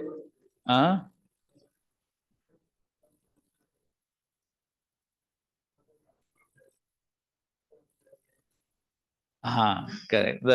This old age home. Old age home, correct. Yes. So, yes, so the old age home.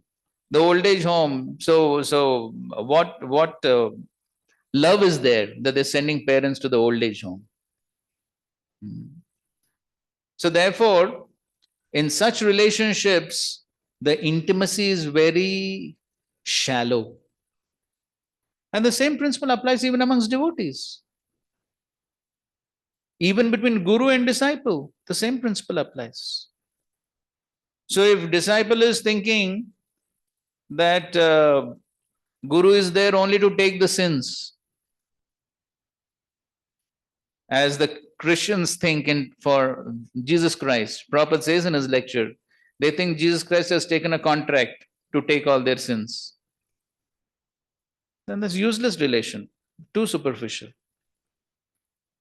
And if the guru is also thinking disciple is only to render some service and give money, so if that is the mentality, then the relation becomes very superficial. And now coming to the spiritual platform, within the spiritual worlds, if we see, in the 5 rasas from Dasya to Sakhya to Vatsalya, and then finally to Madhurya, what is increasing? What is increasing? Intimacy is increasing. And why the intimacy is increasing? Selflessness is increasing. Because selflessness is increasing, the intimacy is increasing. And it reaches the epitome in Madhurya. Yes, that's the meaning. Service is there, but the mood is what is important. So therefore we find, Prabhupada tells a simple, well-known story of Krishna having a headache. So the gopis were ready to go to hell.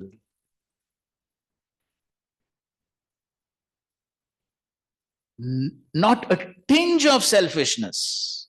Not a tinge. That is why highest level of intimacy. It is not based on anything superficial. It is based on this attitude that the relationship develops, that the intimacy develops. And here we are seeing, we just saw in the concluding words of the Chaitanya Charitamrita, we are seeing the intimacy between Srila Prabhupada and his spiritual master. Why? For that, we can see Srila Prabhupada's same mood as the gopis, which he revealed, which we did quote a few times. If you see Srila Prabhupada's writings in his diary on March 6th, 1966. We quoted this a few times, if somebody remembers. So you can see in the Vedas. On March 6, 1966, Srila Prabhupada has written in his diary. Where was he? March 6, 1966, where was he? Jaladuta. New York, right? New York, 1966. And Srila Prabhupada has written, today is the Adivas of Gaur Purnima, one day before Gaur. And today all my friends and God brothers are happily celebrating Gaur Purnima in Mayapur and Vrindavan. But I am alone here in New York. But I do not feel any inconvenience because I'm simply trying to fulfill the instructions of the Supreme Lord and the spiritual master. And for doing this, I'm even ready to go to hell. That's the mood. And therefore, even though Srila Prabhupada didn't meet his spiritual master physically many times, as he himself said 5 or 6 times, but the mood is of total selfless service. And because that was the mood, we can see, as Srila Prabhupada himself said, that whenever he met his spiritual master, the talks were very confidential and intimate. So that intimacy develops to the degree there is selfless service attitudes. That is how the intimacy develops. And so that is how we find in these relationships. And then we find the same principle between Srila Prabhupada and his disciples. And we know the well-known story, pastime of Yamuna Mataji and the hot rice on the train. She was also ready to give up her life for Srila Prabhupada. And therefore, we find such intimacy between Yamuna Mataji and Srila Prabhupada.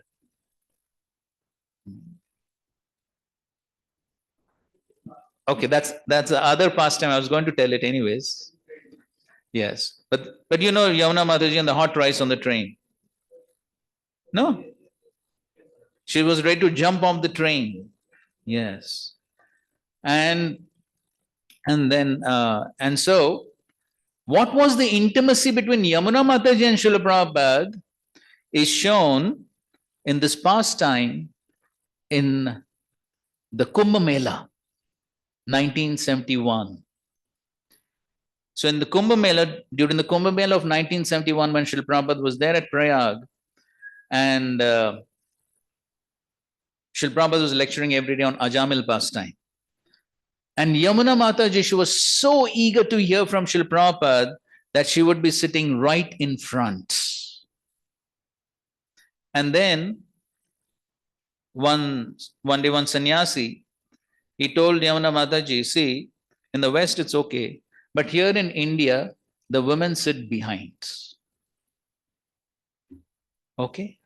Yamuna Mataji, she was so obedient. So the next day, she sits behind. And then, so the class got over. Sometime later during the day, Yamuna Mataji is passing in front of Srila Prabhupada's tent or room or whatever. And then Prabhupada calls her. And he says, Yamuna, why were you not present in class today? And when she hears that, she breaks down. She starts crying. Because to hear from Srila Prabhupada was a life and soul. And Prabhupada is asking this question, you don't like to hear from me anymore? And then she explains what happened. But of course, the pastime goes on and she understands the importance of Vani association. That's another point. But the point is, that was the intimacy between Yamuna Mataji and Srila Prabhupada. Why? Because of this attitude of selfless service. And yes, and then similar pastime is with Malti Mataji in Mayapur. You know that pastime, right? Where Srila Prabhupada said, yes, she is ready to slit her throat for me, and I am ready to do the same for her. That was the intimacy. And it all comes from that selfless service. Because Srila Prabhupada had that mood towards his spiritual master, therefore Srila Prabhupada's disciples also developed that same mood towards Srila Prabhupada. And then, because of that intimacy in relationship, the selfless service attitude, and that is why we are all sitting here today. And that is why ISKCON is expanding. Because of that selfless service attitude of Srila Prabhupada's disciples. And so, that's the principle Srila Prabhupada is talking about. That relation of servant and served is the most congenial form of intimacy. So to the degree there is that relation of servant and served, the service attitude, selfless service attitude, then there can be that actual intimacy. It is not based on anything physical, superficial, external. It is simply based on that selfless service attitude. And then people could be physically distant, but when that attitude is there, then it brings them most close and intimate, especially on the spiritual platform. So, such a deep statement. And this realization one can develop as one makes progress, because that's the ultimate goal. Of course, on the path of bhakti, that is the means and the end. But in the initial stages, we do it as a sadhana. But the goal is when one spontaneously develops that selfless service attitudes. Hare Krishna. Okay, we'll take a break and go. Hare Krishna.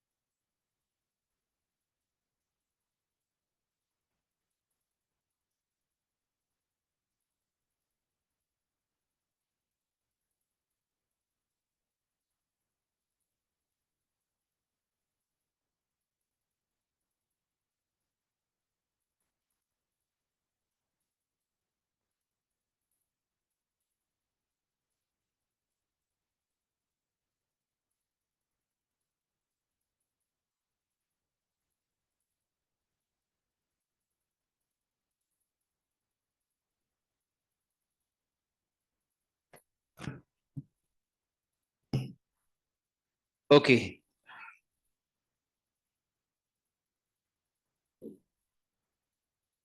So the reason why we discuss this whole thing, kya ho raha hai?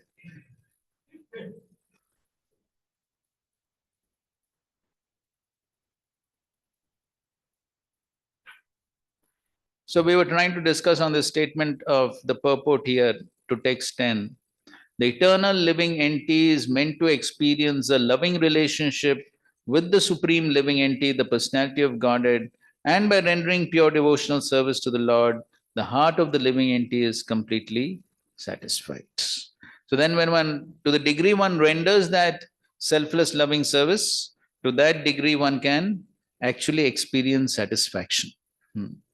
And so just one, to substantiate this, just one reference. So Chaitanya Charitamrita, Adi Lila, 4th chapter, text 165.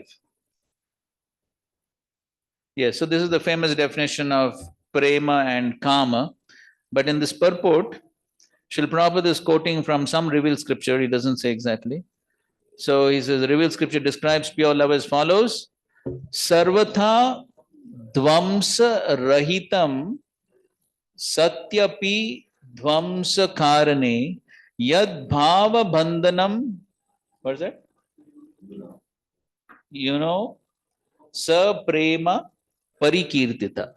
If there is ample reason for the dissolution of a conjugal relationship, and yet such a dissolution does not take place, such a relationship of intimate love is called pure. There's ample reason for a relationship to break, but still it does not break, then that's a pure loving relation. So that's the highest level of intimacy, or proportionally, we can understand the purity and intimacy of a relationship based upon this principle, that how it does not break in spite of there being so many reasons for the relation to break. Yes, Prahlad Prabhu, you had something. I just want to know what is the sequence of like Sattvakam, which was Sattva, pure transcendence. The last verse it was in. Then Shraddha, and over here selfless service. So is there any flow of that? First Shraddha should come, then selfless service, then Sattva, pure, or how? Or it is first we go in Sattva, then Shraddha develops, and then the selfless service. Is there any flow? I just have. So basically, of course, ultimately the progression is in terms of the 9 stages of devotional service, beginning with Adav Shraddha. And then after Shraddha, there is Sadhusang, then there's Bhajan Kriya. So when there is Bhajan Kriya, then what's happening? Rajas and Tamas is reducing, Sattva increases. Now, as Sattva increases, then obviously the selfishness reduces, because selfishness is due to what? Rajas and Tamas. Because of Rajas and Tamas, there is selfishness. Then as Rajas and Tamas reduce, then selfishness also reduces, selflessness increases. So that's how it progresses more. Huh? What's that? Right. Yes, somebody else also told me, correct. That is from Ujjwal Nilmani. That's correct. Yes. One doubt, when we see some mismanagement and devotees are dissatisfied in other temples, so when we go to... Why only in other temples? Okay, go ahead, any guess. Like I felt very serious issues were happening, and devotees were expressing their concerns and everything. So I was feeling what to do. Authorities were not much. Practically no Bhagavatam class. No. That's the problem. That is the root cause of the problem. And leader himself will not come for morning program. See. Not only that, one temple, 6 people died while going for service in accident, and their families were not being received properly, and they were sharing their problems and everything. Such a those who are sincerely serving there, and other devotees are also facing problems like that. So when we hear in ISKCON happening like that, so what we can do, like prayers and everything, and we feel so unhappy within. That's true. The solution is what we are reading here in the Bhagavatam. This is the solution. There's no other solution.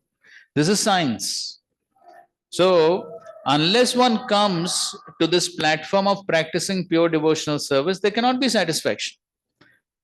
Whether it is seniors or juniors or managers or this one or that one, it does not matter. If they don't practice this type of devotional service, at least if they're not trying to practice this type of devotional service, trying to follow the instructions of Srila Prabhupada and the Guru, then there cannot be satisfaction. So, therefore, Srila Prabhupada emphasized every day 2 classes. That is why he emphasized. Then at least when people read all this and try to understand, then they will try to make some change in their life. So you're saying there's no Bhagavatam class only, then what they are hearing, what they are reading, what they'll understand. So then everything remains on a very superficial mechanical platform. Then on that platform, what progress can take place? Nothing can take place. So therefore, the only thing we can do is, if we have any influence, the only thing we can request them is to try to follow Srila Prabhupada's instructions. That's all what we can do. We can't force anyone. That is for their own benefit. If they follow, they will benefit. If they don't follow, they are losers. That's all. What else can we do? Temple only. Well, maybe you're very much surprised. I am not surprised, because there is nothing new about these things. If you see the history of ISKCON, there have been much more terrible things happen. What you are speaking is something very mild. But what to do? This is material world. Spiritual society in material world is not so easy. Still so many anarthas are there. People are trying to serve with all their anarthas.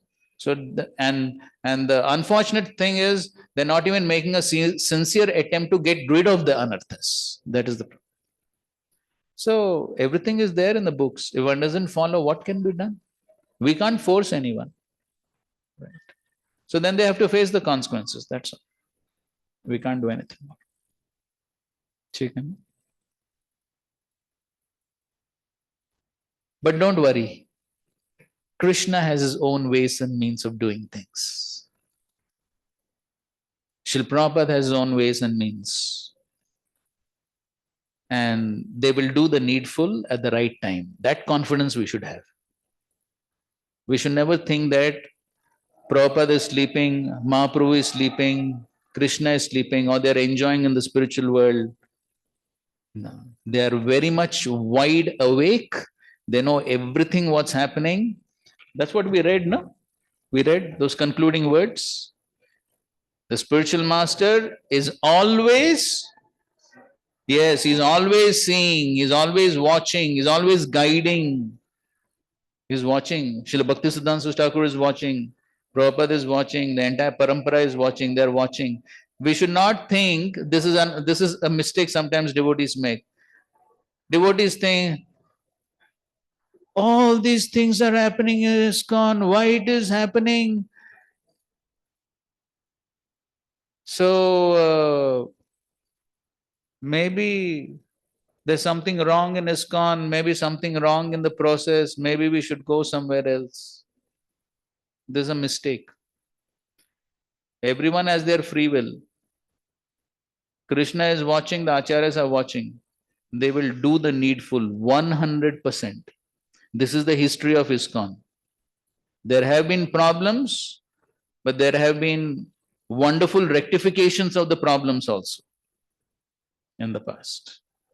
So therefore, I should do my part nicely and make my progress. And whatever is possible within my capacity, that much I should do. If we start worrying about the whole world, then it is like trying to take the position of God, trying to manage everything. So we should understand. That's why we read that, no? There is nothing lamentable in the Lord's creation. Those who create disturbance, what will happen? What will happen?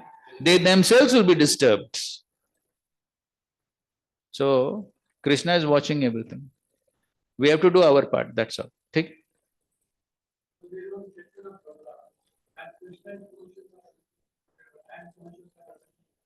Correct.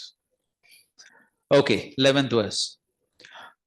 Yaschintyate prayatapani biradhvaragnav traya nirukta vidhinesha havirgrihitva adhyatma yoga utayogi biratma mayam jigyasubhi parama bhagavate parishtaha. Please read. Those about to offer oblations into the fire of sacrifice in accordance with the Rig, Yajur, and Sam Vedas meditate on your lotus feet. Similarly, the practitioners of transcendental yoga meditate upon your lotus feet, hoping for knowledge about your divine mystic potency. And the most elevated pure devotees perfectly worship your lotus feet, desiring to cross beyond your illusory potency. Okay, so those who are performing sacrifices, ultimately they're doing that for the pleasure of the Supreme Lord, for his satisfaction, and they're hoping for knowledge about your divine mystic potency. So one is aspiring to get transcendental knowledge, and by getting that transcendental knowledge, then one perfectly worships the Lord's lotus feet, and the result of that is one can cross beyond the illusory potency.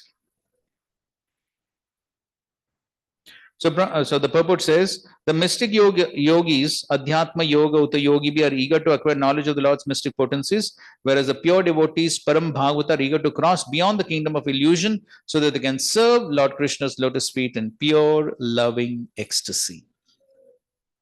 In any case, everyone is interested in the potency of the Supreme Personality of Godhead. The scientists are also fascinated by the external material potency. Okay, but then that's of no use. So the last paragraph, the demigods are glorifying the Lord's lotus feet because they are personally very eager to be purified by contact with those feet. Tavangri asmakam ashubhashaya dhumaketusya. This is previous verse, right? Yes, that is previous verse. When a sincere devotee eagerly desires to attain the shelter of the Lord's lotus feet, the Lord brings him to his personal abode, just as the demigods were brought to Dwarka by Lord Krishna's arrangements. Okay, text 12. This is an interesting one. Paryushtaya tava vibho vanamalayeyam samspardhini bhagavati pratipatni vachri yasu pranitam amuyarhanam adadanno bhuyat sadhangrir ashubha shayadhuma ketu. Again the word came, dhuma ketu. Hare Krishna. O Almighty Lord, you are so kind to your servant that you have accepted the withered flower garland that we have placed on your chest. Since the goddess of fortune makes her abode on your transcendental chest, she will undoubtedly become agitated, like a jealous co-wife, upon seeing her offering also dwelling there. Yet you are so merciful that you neglect your eternal consort Lakshmi and accept our offering as most excellent worship. O merciful Lord, may your lotus feet always act as a blazing fire to consume the inauspicious desire within our heart. What does this remind you of? Yes, Prithu Maharaj and his apparent competition with Lakshmi. So similar thing here also. So they're saying that, yes, we will offer you withered garland, dried up garlands, but you're so merciful, you will accept, even though Lakshmi may become agitated and angry. But anyway, so in the purport, they're nicely explaining. First of all, it begins with Patram Pushpam Phalam.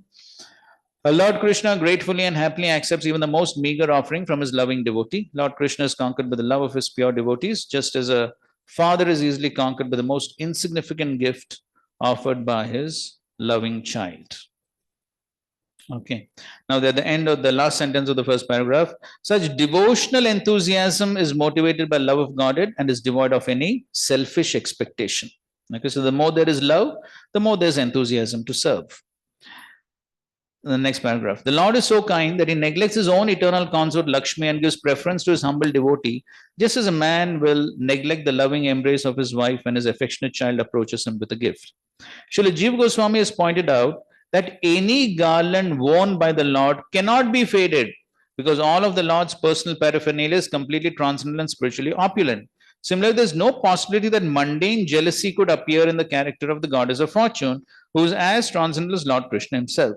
Therefore, the statements of the demigods are to be understood as humorous words inspired by intense love of Godhead. The demigods enjoy the protection of Lakshmi and ultimately of the Supreme Personality of God Krishna, and due to their confidence in their loving relationship with the Lord and his consort, they feel free to speak in a joking way. Okay, so they're speaking in a slightly joking way. See, they are devatas. Why they'll offer withered garland? Why they have to offer dried up garland? They're living in Swargaloka with so much of opulence and divine celestial flowers. So why they have to offer dried up garland? So therefore, it's in a sort of joking mood that they are speaking this. But the mood is that the Lord is very merciful, and therefore he will accept our offering, even though Lakshmi may be sort of upset. So that is the mood in which they are offering the prayer.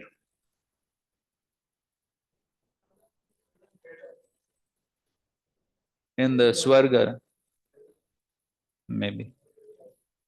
But in any case, they have so much opulence, so there's no question of dried up. Okay, so 13th verse. Ketus trivikramayutas tripatat patako yaste bhayakaro suradeva chambo swargaya sadhushu kaleshu itaraya bhuman Padha punatu bhagavan bhajatamaghamna. O omnipotent Lord, in your incarnation as Trivikrama, you raise your leg like a flagpole to break the sail of the universe, allowing the holy Ganga to flow down like a banner of victory in the three branches throughout the three planetary system. By three mighty steps of your lotus feet, your lordship captured Bali Maharaj, along with his universal kingdom. Your lotus feet inspired fear in the demons by driving them down to hell, and fearlessness among your devotees by elevating them to the perfection of heavenly life. We are sincerely trying to worship you, our Lord. Therefore, may your lotus feet kindly free us from all of our sinful reaction. So they are substantiating what they are spoken in the previous verse.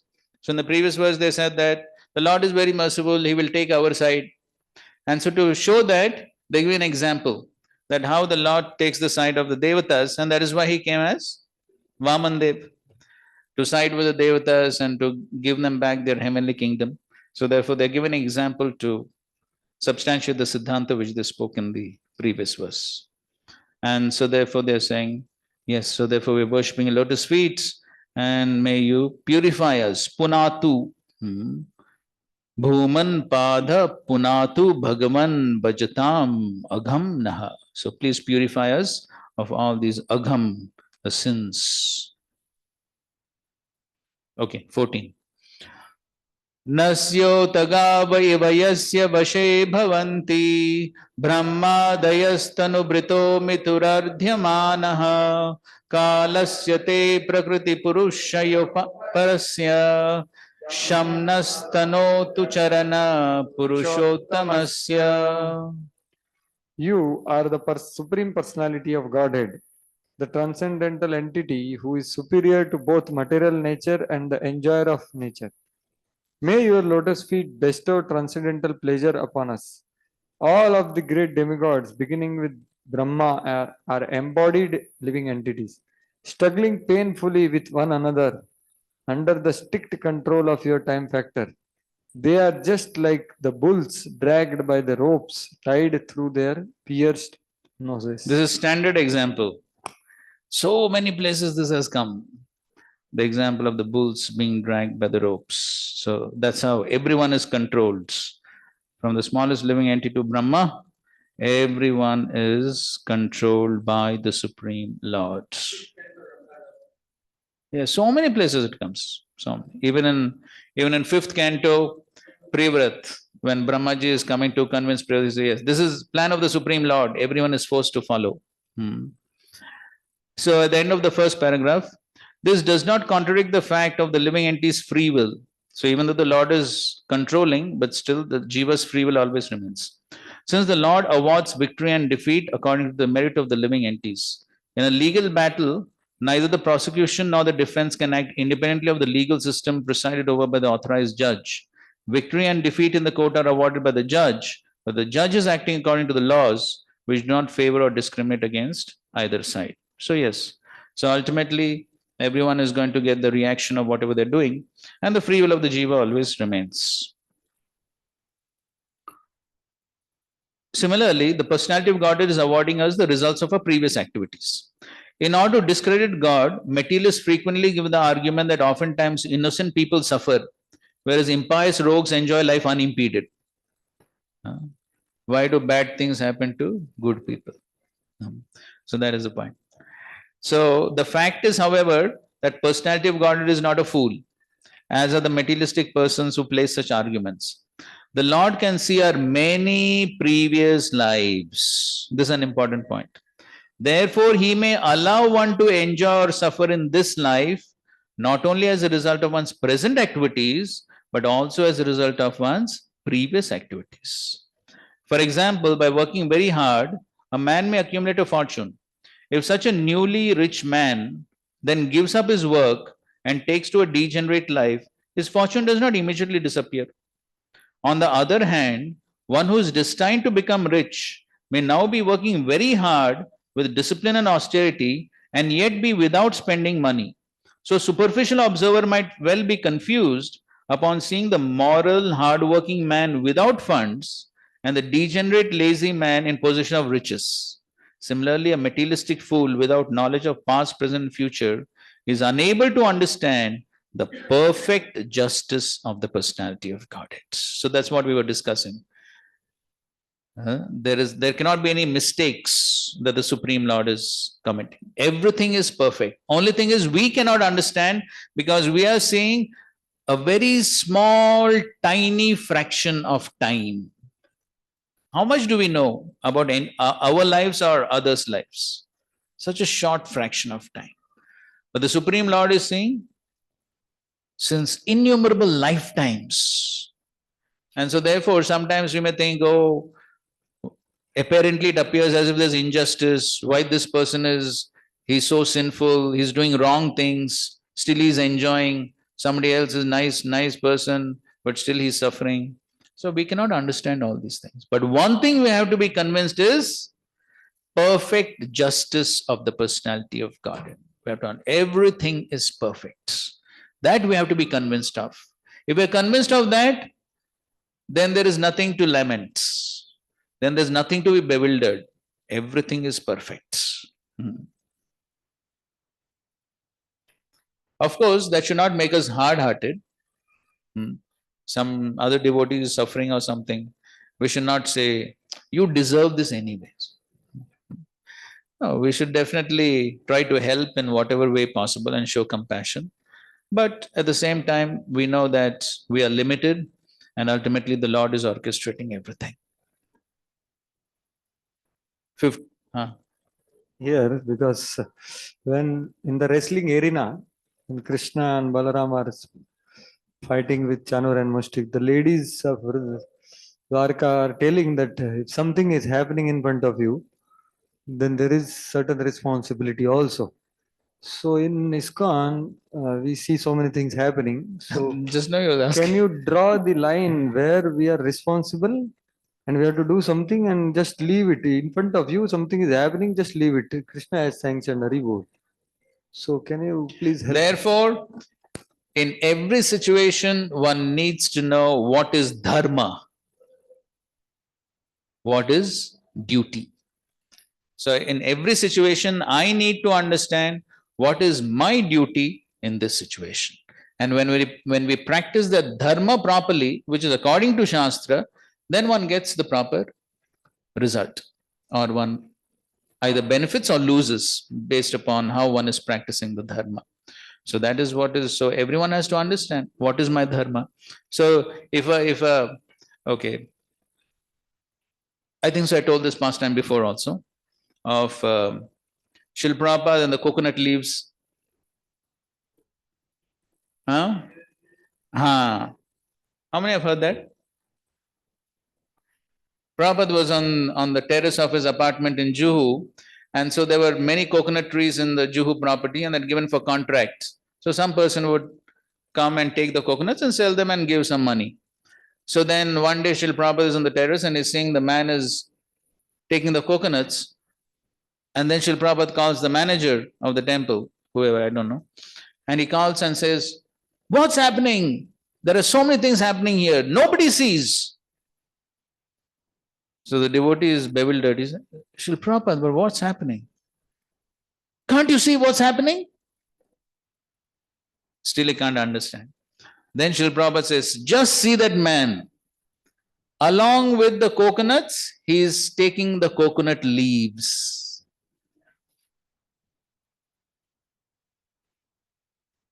Because coconut leaves also are valuable, na? वो झाड़ू बनाते हैं, झाड़ू, हाँ टोक बहुत बहुत कुछ, हाँ आजकल पता नहीं, लेकिन एनी केस आज सब प्लास्टिक हो गया. So, but in any case, the point is that how Srila Prabhupada was so attentive even to that. Why? Duty. He's founder Acharya, so he has to be attentive to everything. So similarly, so each one has to know what is duty. So therefore, if somebody is temple president and somebody is stealing money, the temple president cannot say, "Oh, Krishna is allowing it." No, he has to do his duty. So similarly, every one of us has to know what is my duty in this situation. So if something wrong is happening in front of me and I'm not responsible, but then if it is going to affect the whole community of devotees, then at least I need to report it to the concerned authority, right? So that others are safeguarded, so that others don't face some harm. So therefore, so I have to know what is my duty in that situation. And if I'm not clear as to what is my duty, then I should clarify from some seniors as to what is my duty and act accordingly. But that is what Shastra is, that is focusing on dharma. This is what is dharma. What is my duty? That should be very clear. And that's very important also. Otherwise, if we don't understand that clearly, then we may mistake something which is duty to be not duty and something which is not duty to be duty. Then we'll get bewildered and then we will do the wrong things. To ask, like Bhaktivedanta students, we are trying to learn. Now in Bhagavatam class, it's something you hear. So what is our duty here? So that we already discussed. You know that already. So in general also same thing. So Siddhanta or something we feel that it is not proper, though what we should be doing. So therefore, the first thing is that there is every possibility that my perception also could be wrong. Na? My perception, my understanding also could be wrong. So therefore, now the one important consideration is, as we were discussing, etiquette. That is one important consideration. So therefore, if somebody very senior is giving class, then it goes beyond the proper etiquette to at least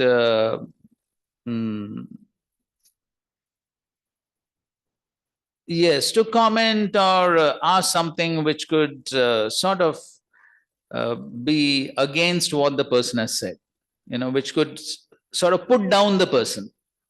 So that would not be the proper etiquette.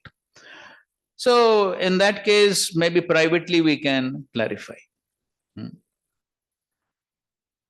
So if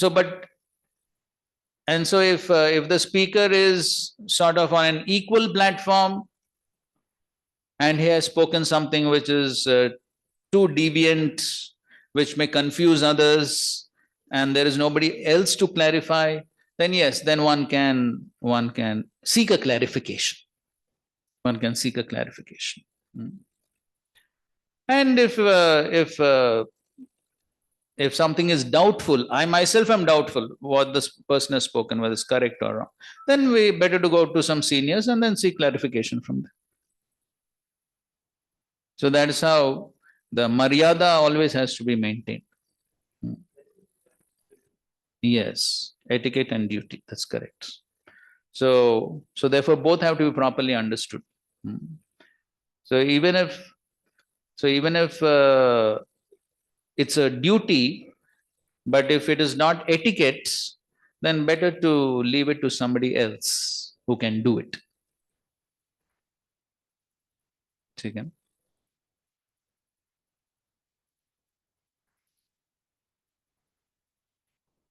Text 15. Asya siheturudaya sthiti samyamanam avyakta jiva mahatam apikala soyam trinabhirakila pachaye pravritta kalo ghabiraraya uttama purushastvam. You are the cause of the creation, maintenance, and destruction of this universe. As time, you regulate the subtle and manifest states of material nature and control every living being. As the threefold wheel of time, you diminish all things by your imperceptible actions. And thus you are the Supreme Personality of Godhead. So now, beginning from the last verse, they are establishing the supremacy of the Lord. So in the previous verse, they spoke about how the Supreme Lord is controlling everyone from Brahma to the smallest living entity. Now here again, they are glorifying him as the cause of Udaya, Sthiti, Samyamanam, creation, maintenance, annihilation. And as time, Kalo, Gabiraraya, Uttama, Purushastvam. So as Kala, they are as Kala, the Supreme Lord is creating all these various changes. Trinabhi akhila apachaye pravritta kalaha. So as threefold wheel of time, you diminish all things by imperceptible actions, and thus you're the Supreme Personality of Godhead. So they're giving an example, a nice example. One example they're giving is about the hair and the fingernails. So no one can feel how hair, fingernails are growing, but by the effect of time, all this is taking place. Moment to moment, we may not experience that. Another example they're giving is similarly, house gradually decays until it is demolished.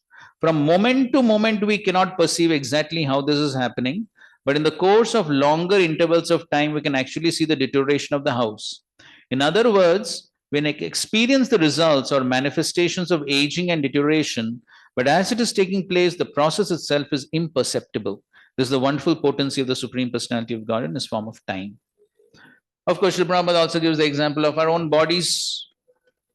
The body is also changing every moment, but it is imperceptible to us. But after some time, then it becomes perceptible. We can understand. Okay, now hair have become gray, this has to. But as the change is taking place, we don't understand. 16. Tvatta puman samadhigamya yayasya viryam datte mahantam eva garbham amoga virya soyam tayanugata atmana andakosham hemam sasarja bahiravarane rupetam. My dear Lord, the original Purusha avatar Mahavishnu acquires his creative potency from you. Thus, with infallible energy, he impregnates material nature, producing the Mahat Tattva. Then the Mahat Tattva, the amalgamated material energy, endowed with the potency of the Lord, produces from itself the primeval golden egg of the universe, which is covered by various layers of material elements. Yes. So, as in the purport, it said in the previous verses, the supremacy of the personality of God has been established in relation to the living entity and material nature. So, in this verse, it is clearly stated. So, the supremacy is further being established that how Lord Krishna is the source of even Mahavishnu and all the various Purusha avatars. So, which is the verse from the Brahma Samhita, which states how even Mahavishnu is coming from Krishna.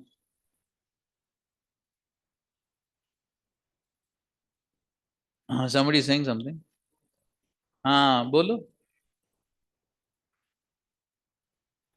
यस्यैकनिश्वसकालमथावलम्ब्य जीवन्ति लोमविलजा जगदण्डनाथा विष्णुर्महान् स इह यस्य कलाविशेषो गोविन्दमादिपुरुषं तमहं भजामि. So this is describing Mahavishnu from whose pores all the various universes are coming, but such Mahavishnu is only Kala.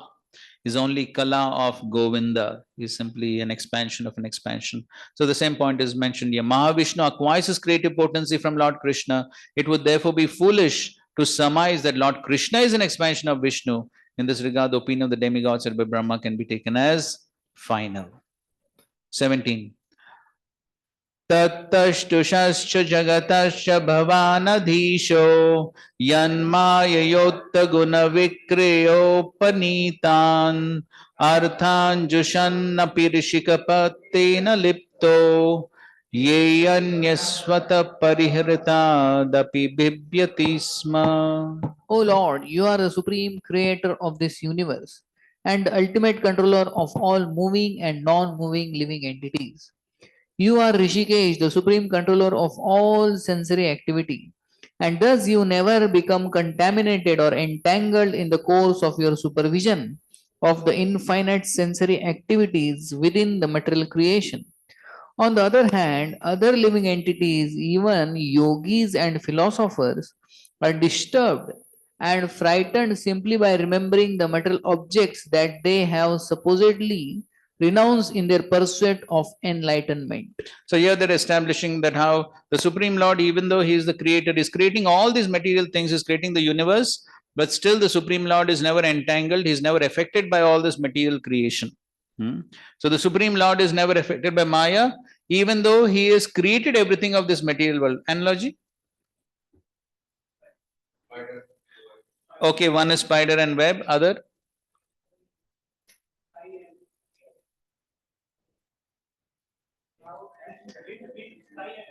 No, not sky and yes, the cloud and sunlight. So just like cloud is created by sun, but the cloud cannot cover the sun, right? So that is the analogy. So, Krishna gives the example of the sky and the wind. That is to show that how the Supreme Lord is in control, but is not affected. That is also correct. Yes. Yes, that's also correct. Yes. So all these various analogies are there. So the same principle they're saying here also, that how he's creating everything, but he's never affected. But on the other hand, yogis and jnanis and these people, they get disturbed, and therefore they want to renounce everything that's material. So that is called as, yes, Falgu Vairagya. So that is the point they're making, because they think that, okay, they'll become entangled by all these things. So they don't understand ultimately everything belongs to the Lord. So therefore there's nothing material in that sense. Okay, 18. Smaya Baloka Lavadarshita Bhavahari Brumandala Prahita Saurata Mantra Shaundai Patnyastu Shodasha Sahasramananga Baner Yasyendriyam Vimatitum Karane Navibhya. My Lord, you are living within 16,000 exquisitely beautiful aristocratic wives. By their irresistible coy and smiling glances, and by their lovely arching eyebrows, they send you messages of eager conjugal love. But they are completely unable to disturb the mind and senses of your lordship. Okay, so they're saying that just like in the previous verses, they said that how the Lord is never affected by the material energy. Now they're describing how he's not affected even by the spiritual energy, because he always remains self-satisfied. So therefore, even the queens cannot disturb him. And of course, this is elaborately described where? First canto. First canto in when Krishna leaves Hastinapur and comes back to Dwarka. So in that chapter, there's a whole description about the queens and their position and Krishna's reciprocation with the queens. So, and the purport they're nicely describing. In the previous verse, it was clearly stated that no material object can attract the senses of the Lord. Now, in this verse, it is demonstrated the Lord has no desire to enjoy even spiritual sense gratification. Krishna is complete in himself. He is the reservoir of all pleasure, and he does not lust after anything material or spiritual. And then they're raising an argument about Satyabhama. So then why did the Lord steal Parijat for Satyabhama? As if he's a henpecked husband. Yes, that is to reciprocate love with his devotees. So therefore, after that, they say, Krishna may be conquered by our intense love for him, and thus pure devotees can conquer the Lord. And that is then they're giving the example of the gopis. So same thing. So it's not that the Lord was attached to the gopis. The Lord left the gopis also, and he went to Mathura from Vrindavan. So he's neither attached to the gopis, neither is attached to the queens, but he only reciprocates with their love. And that's what towards the end he says. He reciprocates spiritual loving affairs with the gopis and queens simply for their sake. Only fools think that Lord Krishna would be attracted by the perverted, illusory pleasures to which we poor conditioned souls are so blindly attached. Therefore, everyone should recognize the supreme transcendental position of the personality of Godhead and surrender to him. That is the clear implication of this statement by the demigods. Okay, and the last of the prayers of the Devatas, 19th verse. Vibhyastavaamritakadodavaha padavanej sarita shamalani hantum anushravam shrutibirangrijamanga sanges tirtadvayam shuchishadasta upashprishanti. The nectar bearing rivers of discussions about you, and also the holy rivers generated from the bathing of your lotus feet, are able to destroy all contamination within the three worlds. Those who are striving for purification associate with the holy narrations of your glories by hearing them with their ears, and they associate with holy rivers flowing from your lotus feet by physically bathing in them. Okay, so after establishing the supremacy of the Lord and how he is not attached to anything material or spiritual, then finally they're saying how we can purify ourselves by associating with such a supreme Lord. So we can purify ourselves. Here they're saying in two ways. How? One is tavamrita katodha kata. So by the amrita, the nectarian katha about the Lord. And the second way is padavane jasarita, the rivers that come from the lotus feet of the Lord. So in these two ways, one can purify oneself. Purport. Srila Vishwanath Chakravarti Thakur states, Anushravam Guror Ucharanam Anushruyante. One should hear about Krishna by hearing from the spiritual master. The bona fide spiritual master describes the pastimes, potencies, and incarnations of the personality of Godhead to his disciple.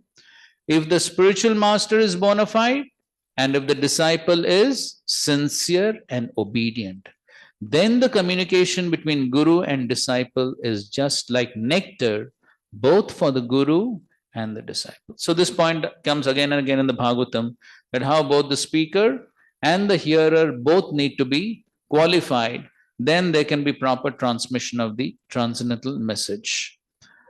So ordinary persons cannot even imagine the special pleasure experienced by the devotees of the Lord. Such nectarian speaking and hearing destroys all contamination within the heart of a conditioned soul, the primary contamination being the desire to live without serving Krishna. So therefore, as hearers, then we should have the proper attitude. So in the first canto, first chapter, second verse purport. Okay, the verse itself is saying, okay, what is the verse? We all know the verse. Dharma projita kaitava atra paramo nirmatsaranam satam vedyam vastavam atra vastu shivadam tapatrayon mulanam Srimad Bhagavatam Mahamuni Krite Kim va parer Ishvara Sadhya Hridaya Avarudyate. So what does Avarudyate mean? What does mean Avarudyate? Yes, fixed up. In the word-to-word Prabhupada says, becomes compact. Ishvara, the Supreme Lord, becomes compact. And on the lecture on the verse, Prabhupada says, the Supreme Lord becomes locked up within the heart. Who can lock up Supreme Lord? But Supreme Lord is Swarat. Who can lock him up? The Supreme Lord agrees to become locked up in the heart of a devotee. Which type of devotee? Two qualifications. What? Kritibi and Shushrushibi. What is mean of Kritibi? Yes, one who has spiritual piety, spiritual pious activities, spiritual punya. And the other is what? Shushrushubi. What is the meaning of Shushrushubi? Yes, Prabhupada translates it as culture. So what is this culture? Yes, the culture of hearing. And within this culture of hearing, in the purports, Prabhupada gives 5 points within this culture of hearing. What are the 5 points? First is submissive. Second is no challenging attitude. Third is from bona fide source. Fourth is eager to hear. And the fifth one is hearing with the right motive. So these are the 5 points under culture of hearing. Yes, in that paragraph. Submissive, no challenging attitude, proper guidance, anxious to hear, and sincerely hear.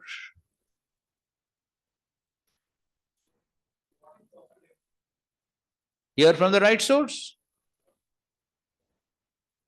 So all this fall under the culture of hearing. So when one has those 2 qualifications, Kritibi and Shushrushubi, then the result will be what? The Lord will become compacted or locked up. That means one will get realization of the Lord when one has these qualifications. So the same points are being said over here also. So then the transcendental message will appear to be like nectar. Then one will get the full benefit of that hearing. And then the contamination will be removed. Then one can experience special pleasure. The other nectar is Channamrit, the water that bathes the Lord's lotus feet. So then they're describing about Vamandev, and then Yamuna and Ganga, they're all Channamrit. And then they're describing how every morning in ISKCON temples also there's Channamrit. And the next paragraph, in all these ways one can purify his heart and relish spiritual bliss. When one is fixed on the platform of spiritual bliss, then one does not take another birth in the material world. In this verse, the word Shuchi Shada is significant. One must engage in the purified activities of Krishna consciousness. One must learn to serve the Lord from the bona fide spiritual master whose instructions one should accept without speculation. Those who are attached to the phantasmagoria of this world sometimes concoct their own whimsical concepts of God, but only from the bona fide spiritual master can we get perfect and pure knowledge about the Supreme Personality of Godhead and devotional service to Him. Such knowledge may be found in all the books of His divine grace. A.C. Bhakti Vedanta Swami Srila Prabhupada. Shri Prabhupada ki jai. Granthara Srimad Bhagavatam ki jai. Samved Gaur Bhakta Vrinda ki jai. Thank you very much. Hare Krishna, Krishna Krishna, Hare Hare, Hare Ram, Ram Ram, Hare Hare, Hare Krishna. Okay, so those are the prayers of the Devatas which they offer to the Supreme Lord when they came to Dwaraka. And then after that, they have a request and then the Lord speaks something. Okay, fine. So we'll continue tomorrow and then we will go on to the 7th chapter. Hare. Hopefully, by your grace, yes, surely we will not be able to complete beyond 7th. 7th we'll definitely try to complete. 74 verses.